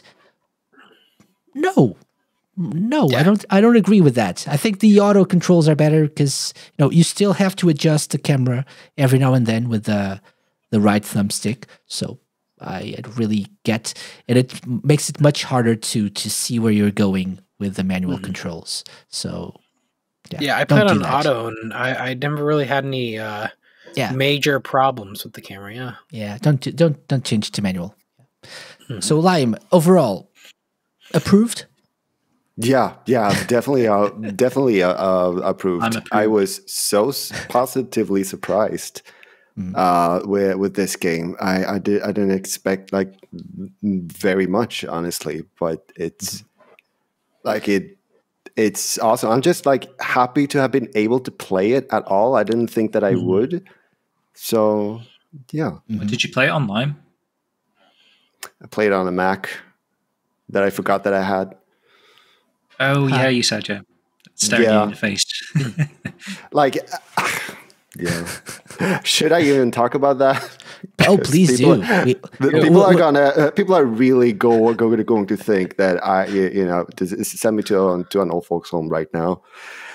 Because I didn't think that I would be able to play the game because I don't have a Mac. And I said that on stream several times. I'm not going to play the game. But then one day, I was like, wait a minute. I have a Mac right next to me. It's been on the desk all this time. I just forgotten about it. And I don't know how. It's a work computer, I guess, that I hadn't used for months. So I guess to my brain, it's just become a part of the decor, I guess. So it just didn't. Funny.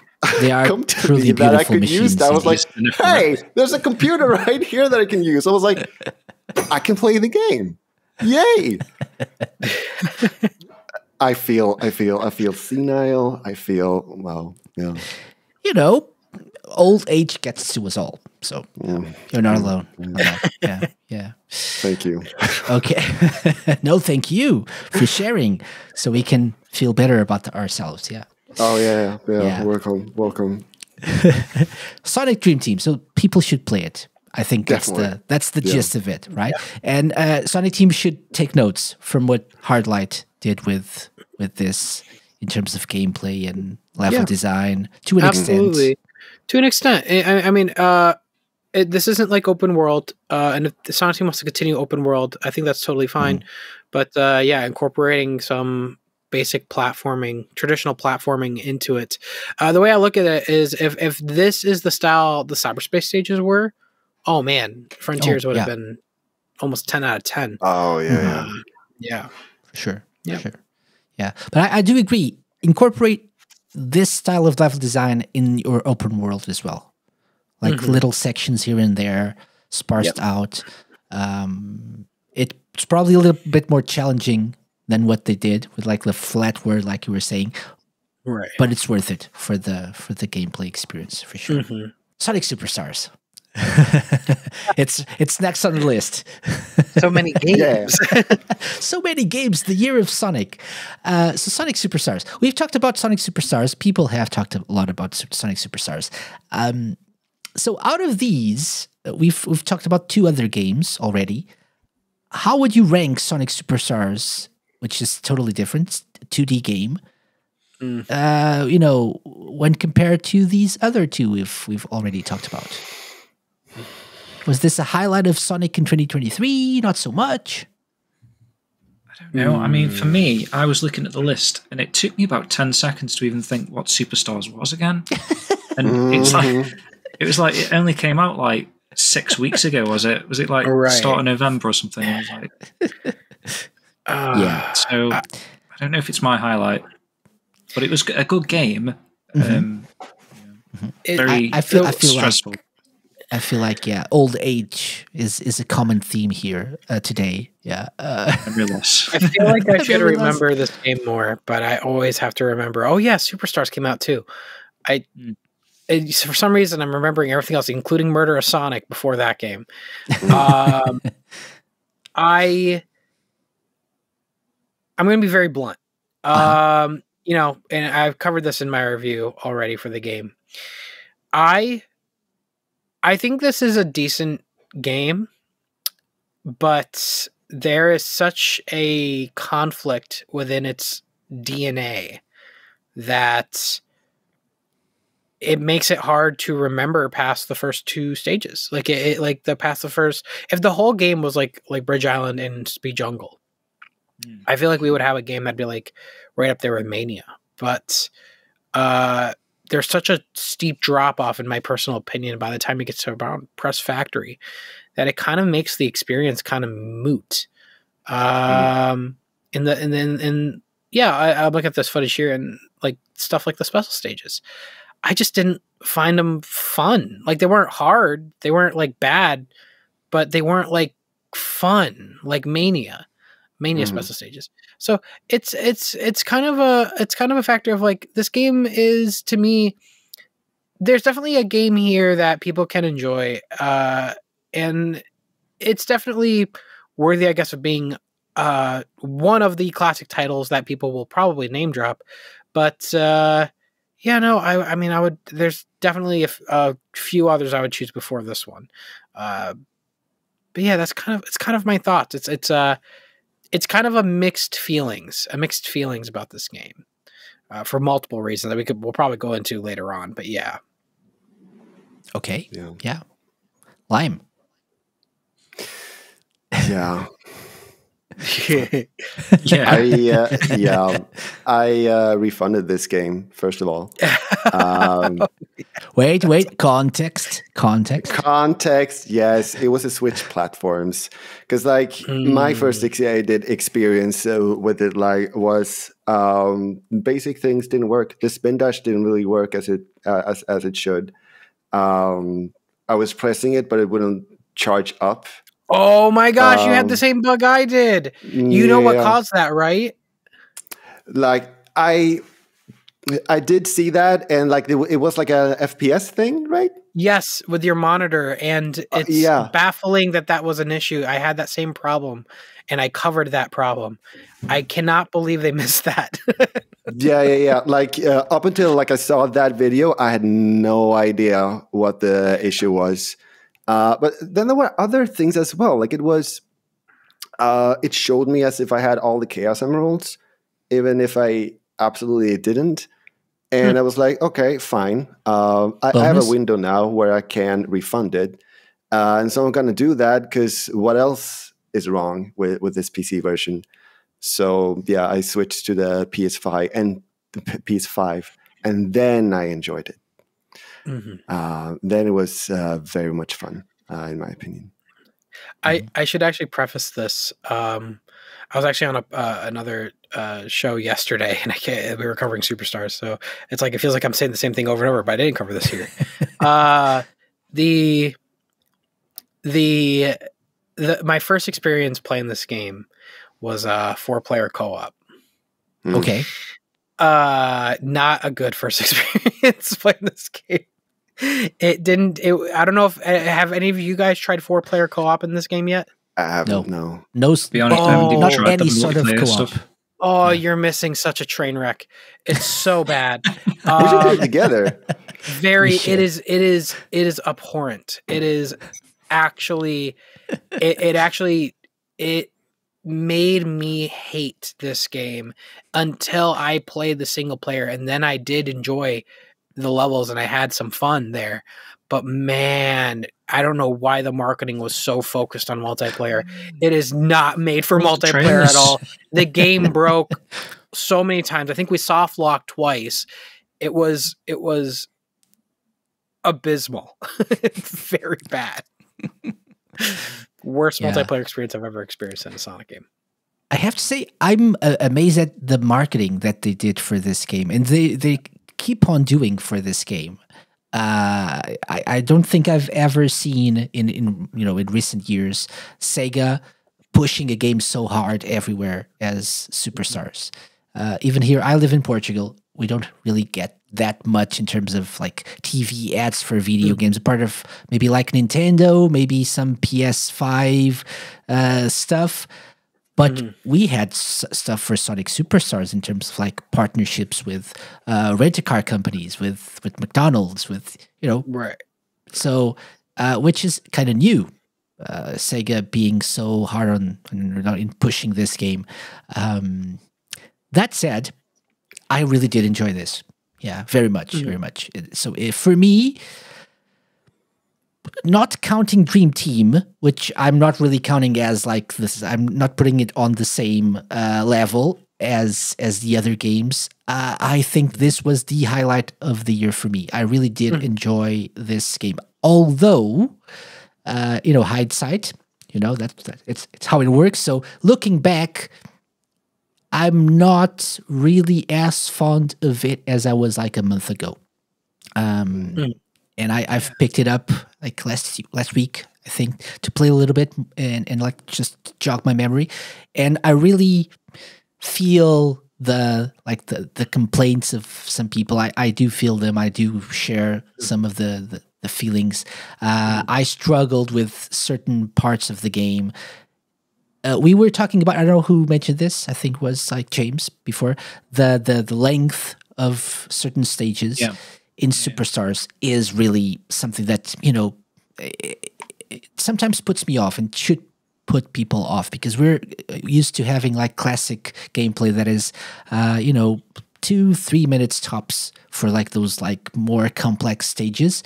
If you learn a level, if you take the upper route, you're there out of there in like 2-3 minutes. Yeah. These stages were really, really, really long, and wrong in some ways. They were so wrong. They were so wrong in some ways, and boring sometimes. So that's my, I think, after a month of, you know, we talked about this like in the first few days of November. I'm looking at the page here, November 3rd. So after a little over a month, I do think that my major complaint about this game is that it's boring at times and incredibly hard at others, without actually telling you, explaining you, teaching you how they want you to complete certain challenges. Like some of the boss fights are really, I think that's the main thing I wanted to say was the two main complaints I have for Superstars, because I can't put it to one thing, is bosses and music. If those two were better, this game I would put it right up there with Mania. I genuinely would. But and even those moments where the levels are a bit longer, I wouldn't mind them, because even the level design for them is pretty decent. It's the simple fact that the music's not appealing to me. If you told me to start humming like a melody from any random stage, I probably couldn't do it. It's just and the bosses at the end of these acts make the stage feel so much longer than they have to be. I know certain bosses that have certain like auto scroller sections. In my review, I counted it without messing up, getting every single hit. It took me 6 minutes in the boss alone, and that's without messing up. And if you do mess up, you have to redo those 6 minutes. So it's like I think that's what really slows this game down for everyone. Where it's like when you add up those bosses, if I were to splice my footage down, I would not be surprised if I spent more time in the bosses than the actual level. Oh yeah, for sure. Yeah. For sure. Yeah. For sure. Yeah. I don't really agree about the music bit, because I do like the music. I understand, but I think people are being a little bit too hard on the music, probably because of Sonic 4. Right. Probably because of Sonic 4. That's so right. people just like listen to those like Genesis drums and like, okay, Sonic 4 vibes. Yeah. No, burn it with fire. I definitely hear a lot of. I definitely heard that point of view before. And to be fair, specifically to Jun Sonoe, and I've mentioned this in my review, the melodies of the songs are not bad at all. I think my main problem with the ones that I do have problems with is the instrumentation. not necessarily the song itself. But I mean that's a taste. That's purely opinion. It's Sonic 4 though definitely comes to mind. And when I think of Sonic 4, I think it depends on how you viewed the game back then. I know for me, I did not like Sonic 4. Even episode 2, I thought that was better. But even back then, it brings me back to a bad place. And when I hear that kick drum, I just immediately is like, ugh, I shudder. Yeah, probably. But no, it's definitely. I do agree that there will be people being very rude. Definitely don't have to be rude, but I at this point I feel like criticism is very much warranted towards it. But yeah, no, I definitely I understand that point. But it goes hand in hand, I think, gameplay and the music, because for a song to be memorable, you have to want to play the game more than once or twice, right? So, and that's what would happen back in the day, at least for me. We played those like classic Sonic games over and over and over again. The songs were like ingrained in our brains, so we could hum the whole thing over. It's still to this day. So you have to really, and Mania is a little bit the same, right? So it has that like replayability. You felt like a truly classic Sonic game. You've played it over and over again. So the songs, again, some of them we already knew, but the new ones, are really hard, easy to remember because you played the levels many times. If you're not really feeling the gameplay, you're probably not going to spend a lot of time with the songs either. So they'll be just forgettable bits. I was going to say that could be the thing, because, I mean, you're kind of forced to play through the game twice anyway, in a sense. But kind of like what Sam's saying, the music is not memorable. I couldn't hum a single song either. And that kind of leads into me not even remembering the stages as such. I can't particularly think off the top of my head of the names of any stages apart from like the ones that you mentioned. You remind me of like the bridge stage or whatever. I know there's like a casino one. I know there's like a sandy one again with that one. Yeah. I just feel like they had a list of ideas and they tried to squeeze them all into every single stage. Maybe consistency is a good word, because from one stage to the next, nothing feels consistent. Like we spoke about it last time, where it's like there's too many gimmicks within a certain stage. There's like that one stage where you start off. You have pinball, even though you've had a pinball stage earlier, it's like a second pinball stage that leads into like a rocket that leads into a drill. There's too much going on, I think, in the stages. And I think, like Sam was saying, the first two stages, if they kind of kept that as bridge stages, I do get people's saying that like Sonic is about slowing down and platforming as well. I do kind of get that, but at the end of the day, you also want to, especially in a second playthrough or third playthrough, you want to just speed through some of the stages. Whereas I feel like in Superstars, you're always going to be hung back by the stage gimmicks and like the 6-minute boss fight. You cannot play this game fast. Maybe some glitch runners can like do some off the top of the stage, fixed, like you were saying, but it's been fixed. If you're playing it properly, that is one thing that a lot of people did mention. Was it feels like this game does restrict you a lot from playing the game how you would want to. Even if you want to play it fast, beat a boss fast, you are physically stopped from being able to do that. You have to let the game go through a specific cycle for it to run properly. But I think real quick, what I wanted to mention was the main thing I mentioned about this game was it feels like there's two different identities going on. And I think that's at the root because of the production of this game. Even Takashi Iizuka mentioned it publicly in an interview that they had every intention of working with Evening Star. And then along the course of development, they changed it to Arzest. And I feel like you can physically see this change happen with the levels, where it feels like those first two levels are completely different, and those are the best looking ones too in the game, I feel like too. But like some of them, like I think Golden Capital, the background legit just doesn't look completed at all, and the it just feels like, yeah, it kind of feels like there's two different things going on. I think that's also my main thing with the soundtrack is it sounds like there's two completely, like I could tell who made the song. Thank you. Just by listening to it. And that's to me is like, it feels like there's just two different things going on at the same time. Now, different is not bad. Different styles is not bad, but it does feel like it's I do agree. Yeah, a mix of things. Yeah, that are like not it shouldn't feel like there that, were two different composers who didn't communicate with each other at all and just did their thing. Like it should feel like coherent. Like it's There's no that shared would be like identity. my main thing with it. Like I love the music, but it's uneven when it comes to quality and style. Yeah. I disagree on quality, but I agree on style. Yeah, I do. I think we mentioned this. I specifically mentioned this, I think, last time, because it's not just two composers, right? We have lots of different people. Yeah. People who worked on the Yakuza series, people who like Hero from the original like Sega arcade games and classic games. So you have T. Lopes, you have Jun Sonoya, obviously, but it feels like they just got a text saying, okay, so just go wild and do whatever you want.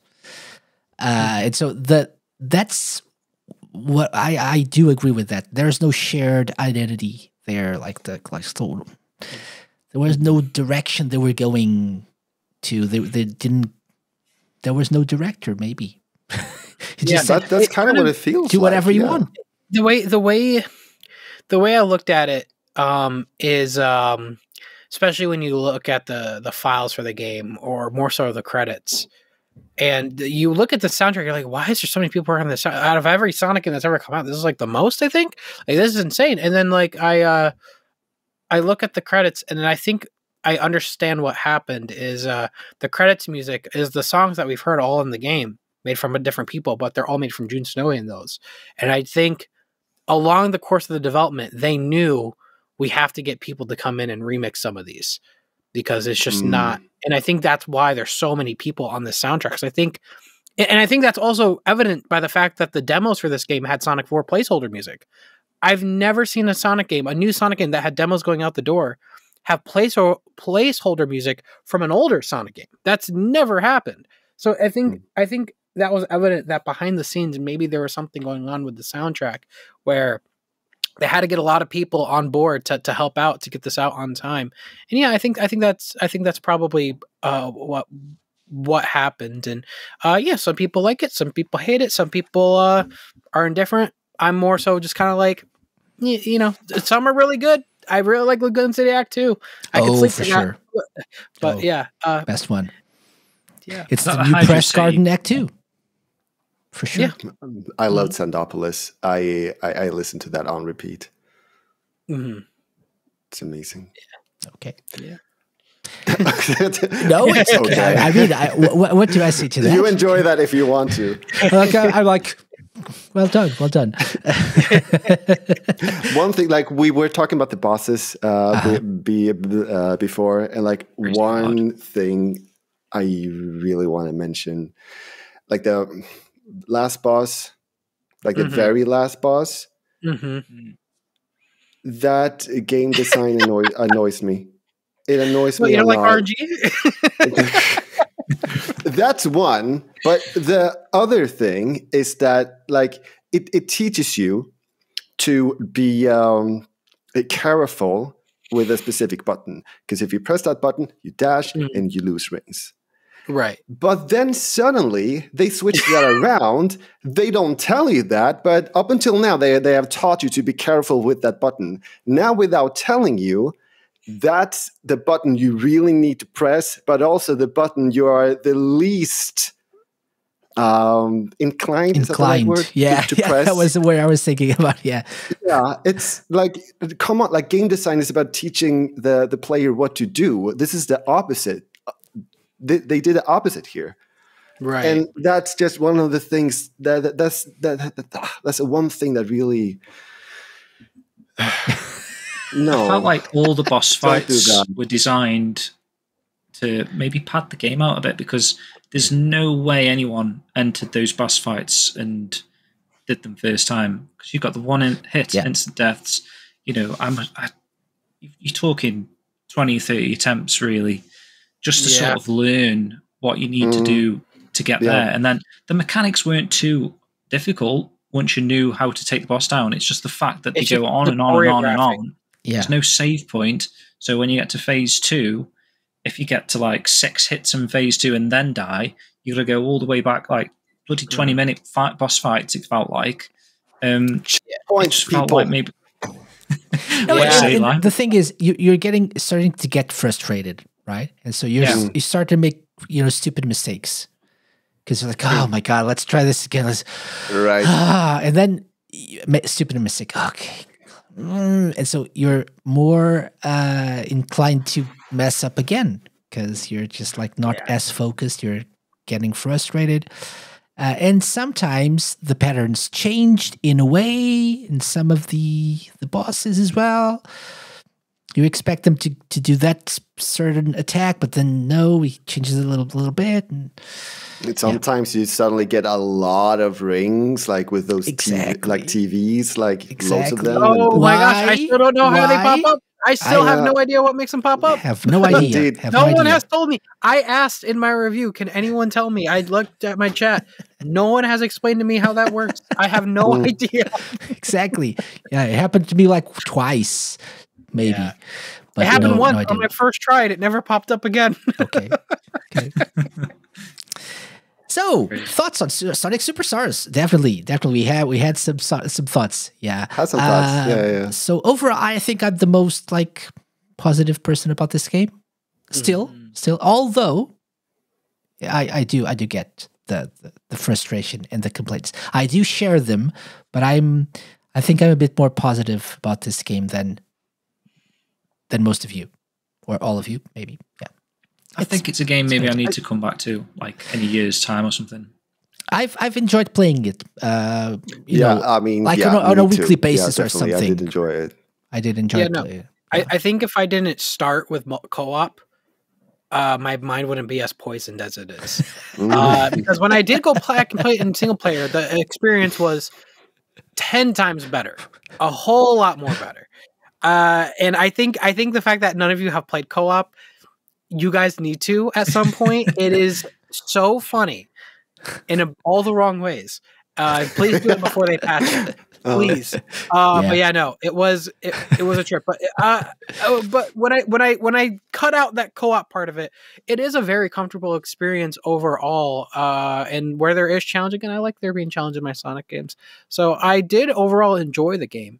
And I think if anyone wants to get into classic Sonic and enjoys maybe if you want to get into classic Sonic but you just come straight out of Mario, this might be the game. It has a lot more platforming than I would say even Mania.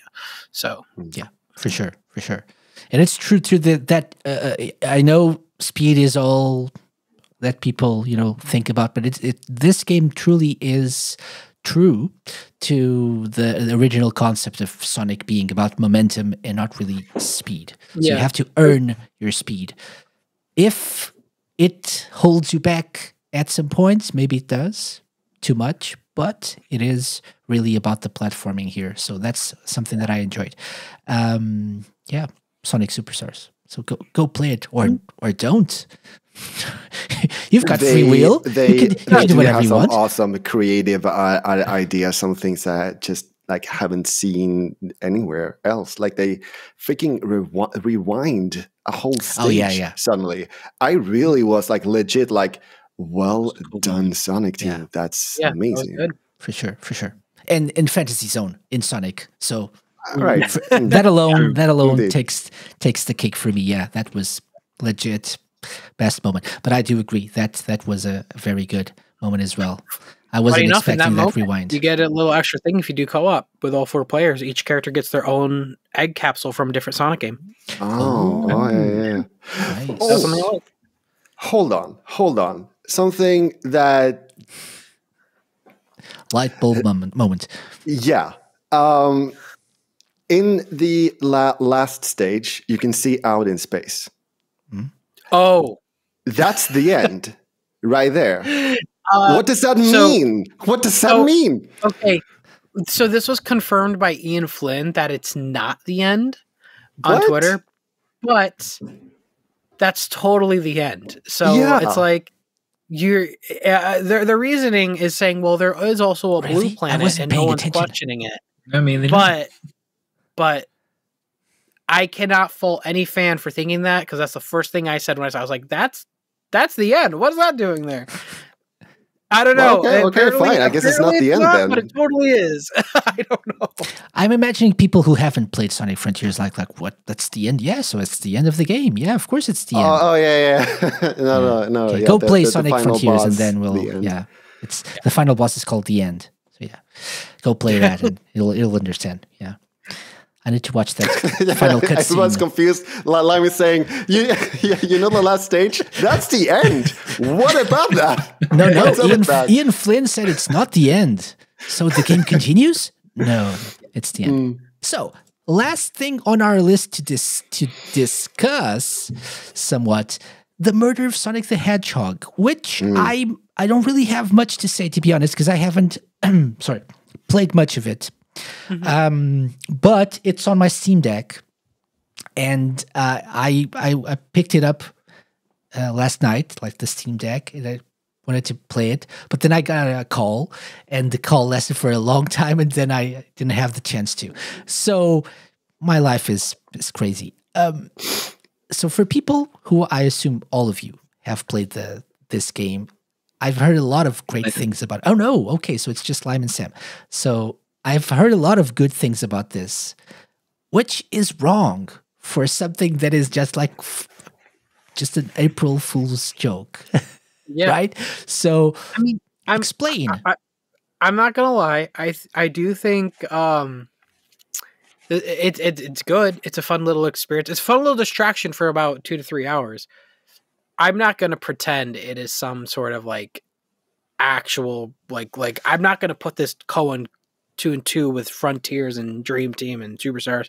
This is a distraction that you can play for like a couple minutes or a couple hours. It's good. It's good for what it is. It's a murder mystery, but the spoiler alert is, without spoiling anything, is that, you know, unlike most murder mysteries, there's no real consequence. The game will always lead you into the right direction. So I mean, it's exactly what it is. It's a fun little distraction made for April Fools. So I really liked it. I think the art style was great, and it was just cool seeing Sonic's friends just interact and having fun. I think that's the reason so many people liked this, is we just don't get that anymore. And this is before the Frontiers update. We just didn't get Sonic and his friends just having fun, you know? Yeah. I think that's why I liked it overall. Yeah. Yeah, me too. Yeah. I liked solving the puzzles. Like, I like trying to figure out the alibis. There were some good variation too, I feel, that they included. To me, a satisfying twist in the end. Yeah, like, it's good for what it is. Indeed. Okay. Yeah. Excellent. So that was a fun discussion. Yeah, no, there really. I mean, honestly, I feel like there really isn't a whole lot there to talk about, and I feel like because I do know a lot of people mention like, oh, and we had the Murder of Sonic the Hedgehog like this year. Yeah, it was like, once you play it, I think you're all good though. It really is fun. It's great, and the art style is super unique, and I love that aesthetic, and the music was actually good too. And also the backstory that, again, this is another thing made by a few fans. With the help of some SEGA officials. It's great for that. And yeah, I'm happy Sonic is dead now. I'm just, thank God. Wow. Confirmed. Sam says. Sure. Yeah. So happy Sonic is dead. In our outline, we had like the murder of Sonic, and then he died. I don't know who put that there. It was me. I'm not gonna lie. I looked over and I was like, and I saw that. I'm like, okay, that's how I'm gonna end this off. He died? Yes, he's dead now. Is that the end? No, Ian Flynn said it's not the end. Right. So that's all the main Sonic things. But a few things to mention. Sonic Origins Plus. We've talked about Sonic Origins Plus adds a couple of things. adds Amy, which I have to say I enjoyed playing as Amy. Yeah. I played. I don't think it was like this Sunday. I played like Sonic 2 and Sonic City, which I hadn't completed in Sonic Origins with Amy. Enjoyable, really nice. Like the drop dash equivalent of Amy, like the hammer attack, and the face, a little like angry face she makes when she's like really giving her all with the hammer. There's the Game Gear games, which Lime adores, especially Sonic 2. Yep. Don't get me started on that. I'll rant again. There's no time. I'll actually say real quick. I was actually one of the big critic of Sonic Origins when it released in Sonic Origins Plus, but in the I'll be fair because I didn't really get to update after my review. They patched a lot, and they added the nearest neighbor filter. Thank God. They fixed the Game Gear sound, which is great. They fixed a lot of issues. Literally, the only thing I could think of is just the Sonic 3 music sound quality. Other than that, though, honestly, this really is a decent collection now, I would say. And if you can't get your hands on any other versions of the game, I really don't have a problem with people playing the Sonic Origins versions of these games. They're good now. They're really good. Mm-hmm. They fixed a good amount.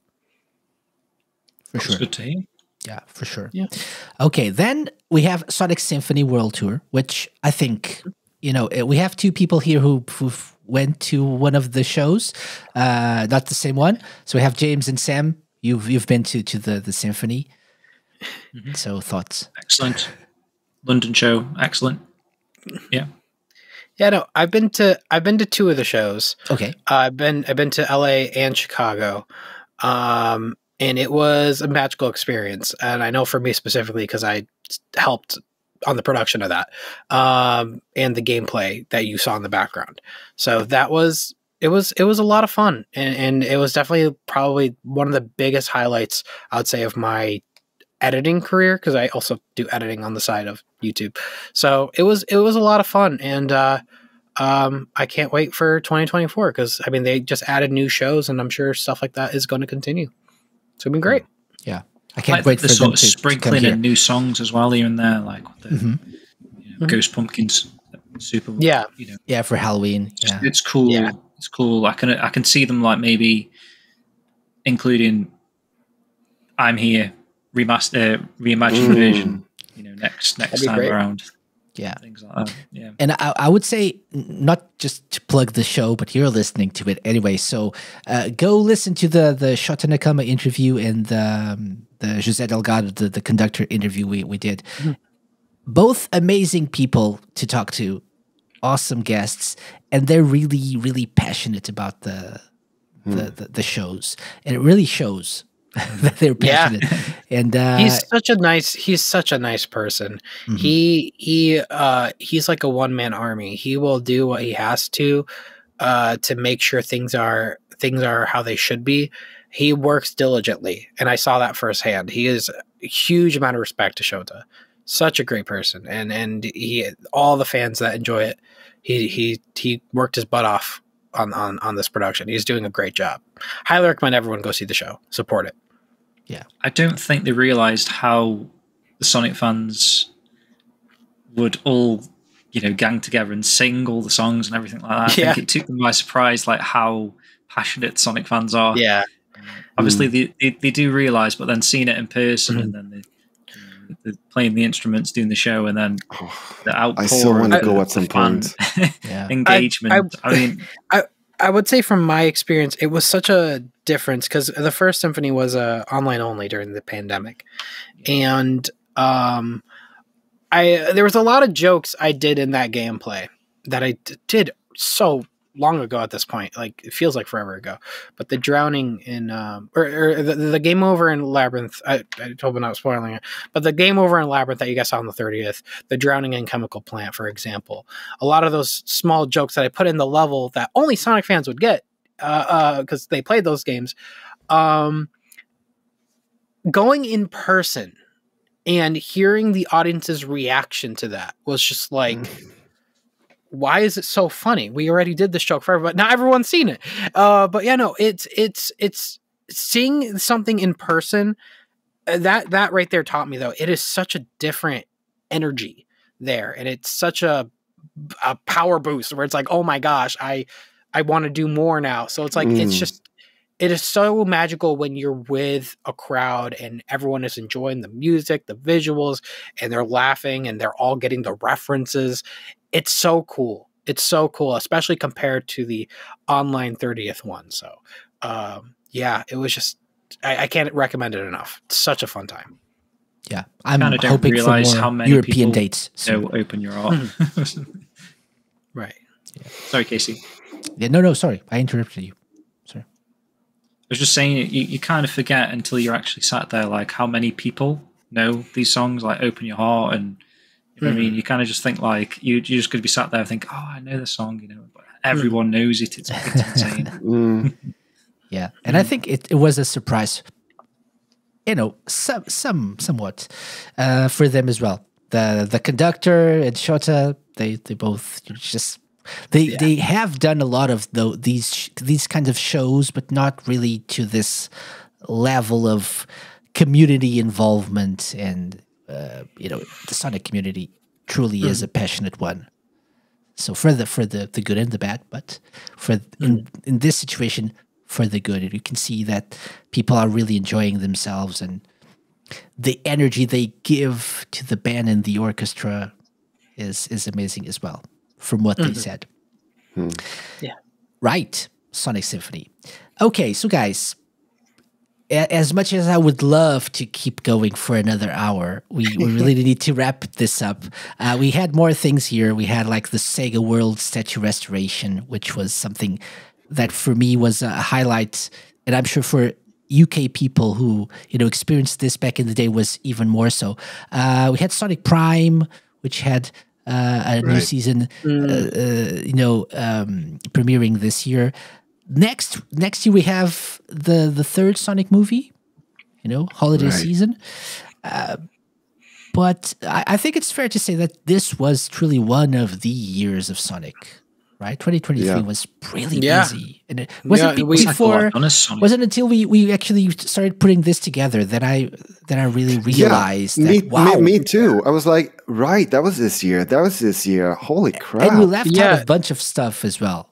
Yeah, it's always a long running joke of, oh, this one's going to be the year of Sonic, but no, like this one was actually the year of Sonic. Like it was actually insane, and we're actually missing something that was supposed to happen this year but didn't. The Knuckles show that was supposed to happen this year, but didn't. We were supposed, so, and I have no problems with it with it not coming out this year, but like the fact that they had even more planned is just like wow. I need to go take a Sonic break. Yeah, and to be fair, it's not just the quantity but also the quality. Even if not everything is for everyone, and even if we just, you know, spent like an hour and a half probably pointing out some of the flaws in some of these things, but I think it's safe to say that the quality of all that we got this year was, you know, superior to what we got in recent years. It's an improvement. It's an improvement. Definite improvement over what compared to what we've been so used to. Yeah, definitely. For sure. So that's what I think makes it even more amazing and truly the year of Sonic the Hedgehog.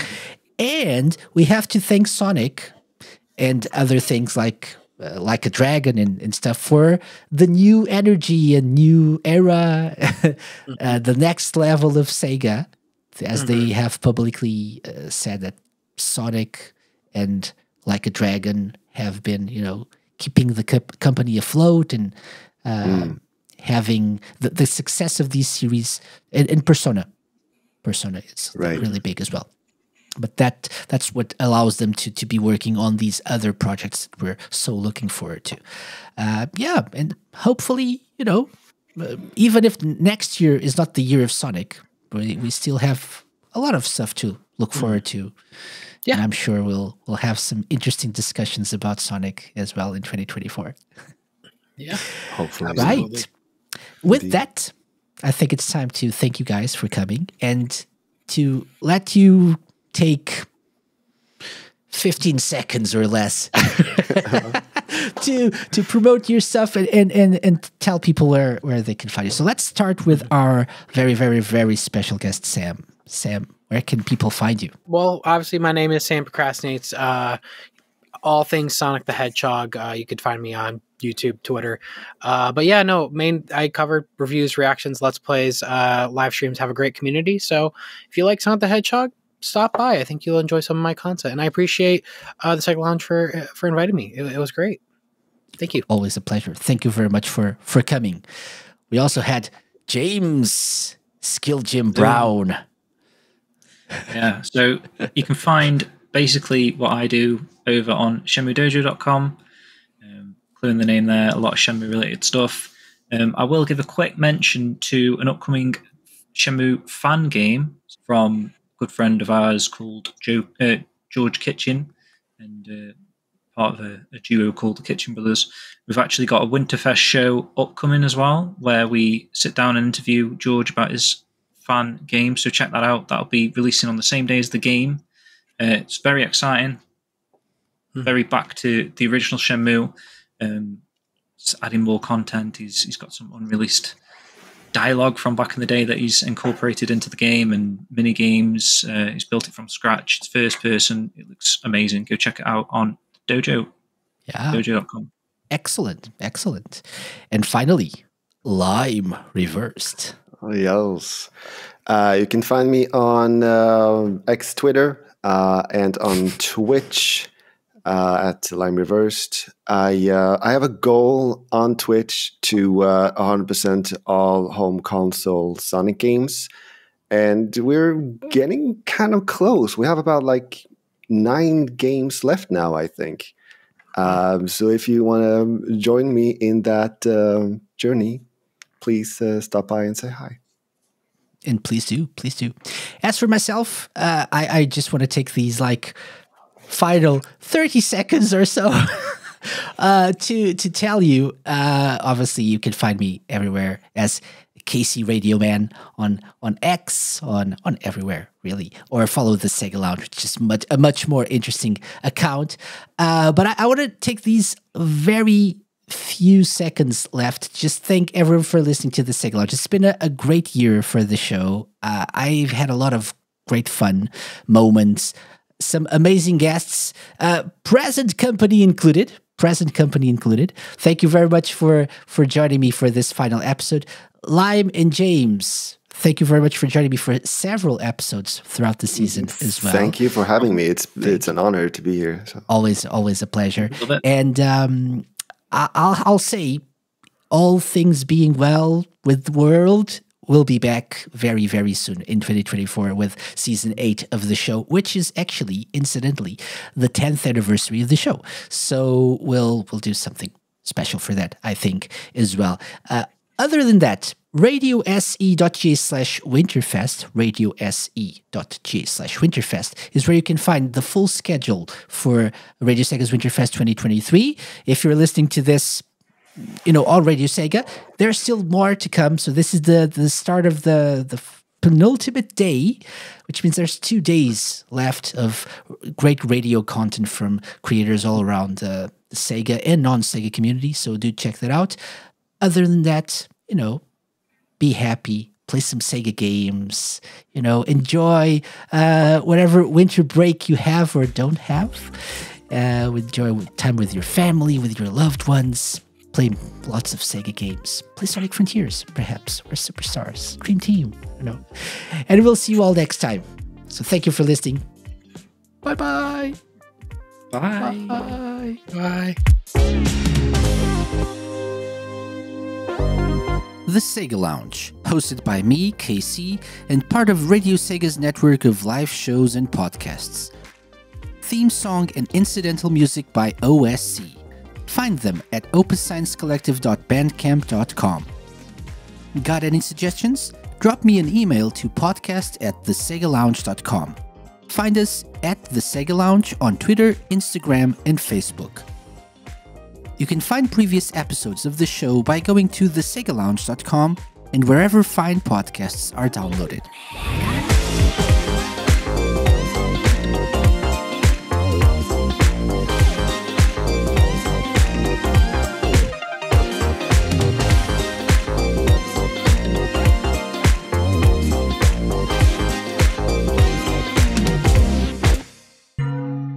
Mixed on Productions podcast.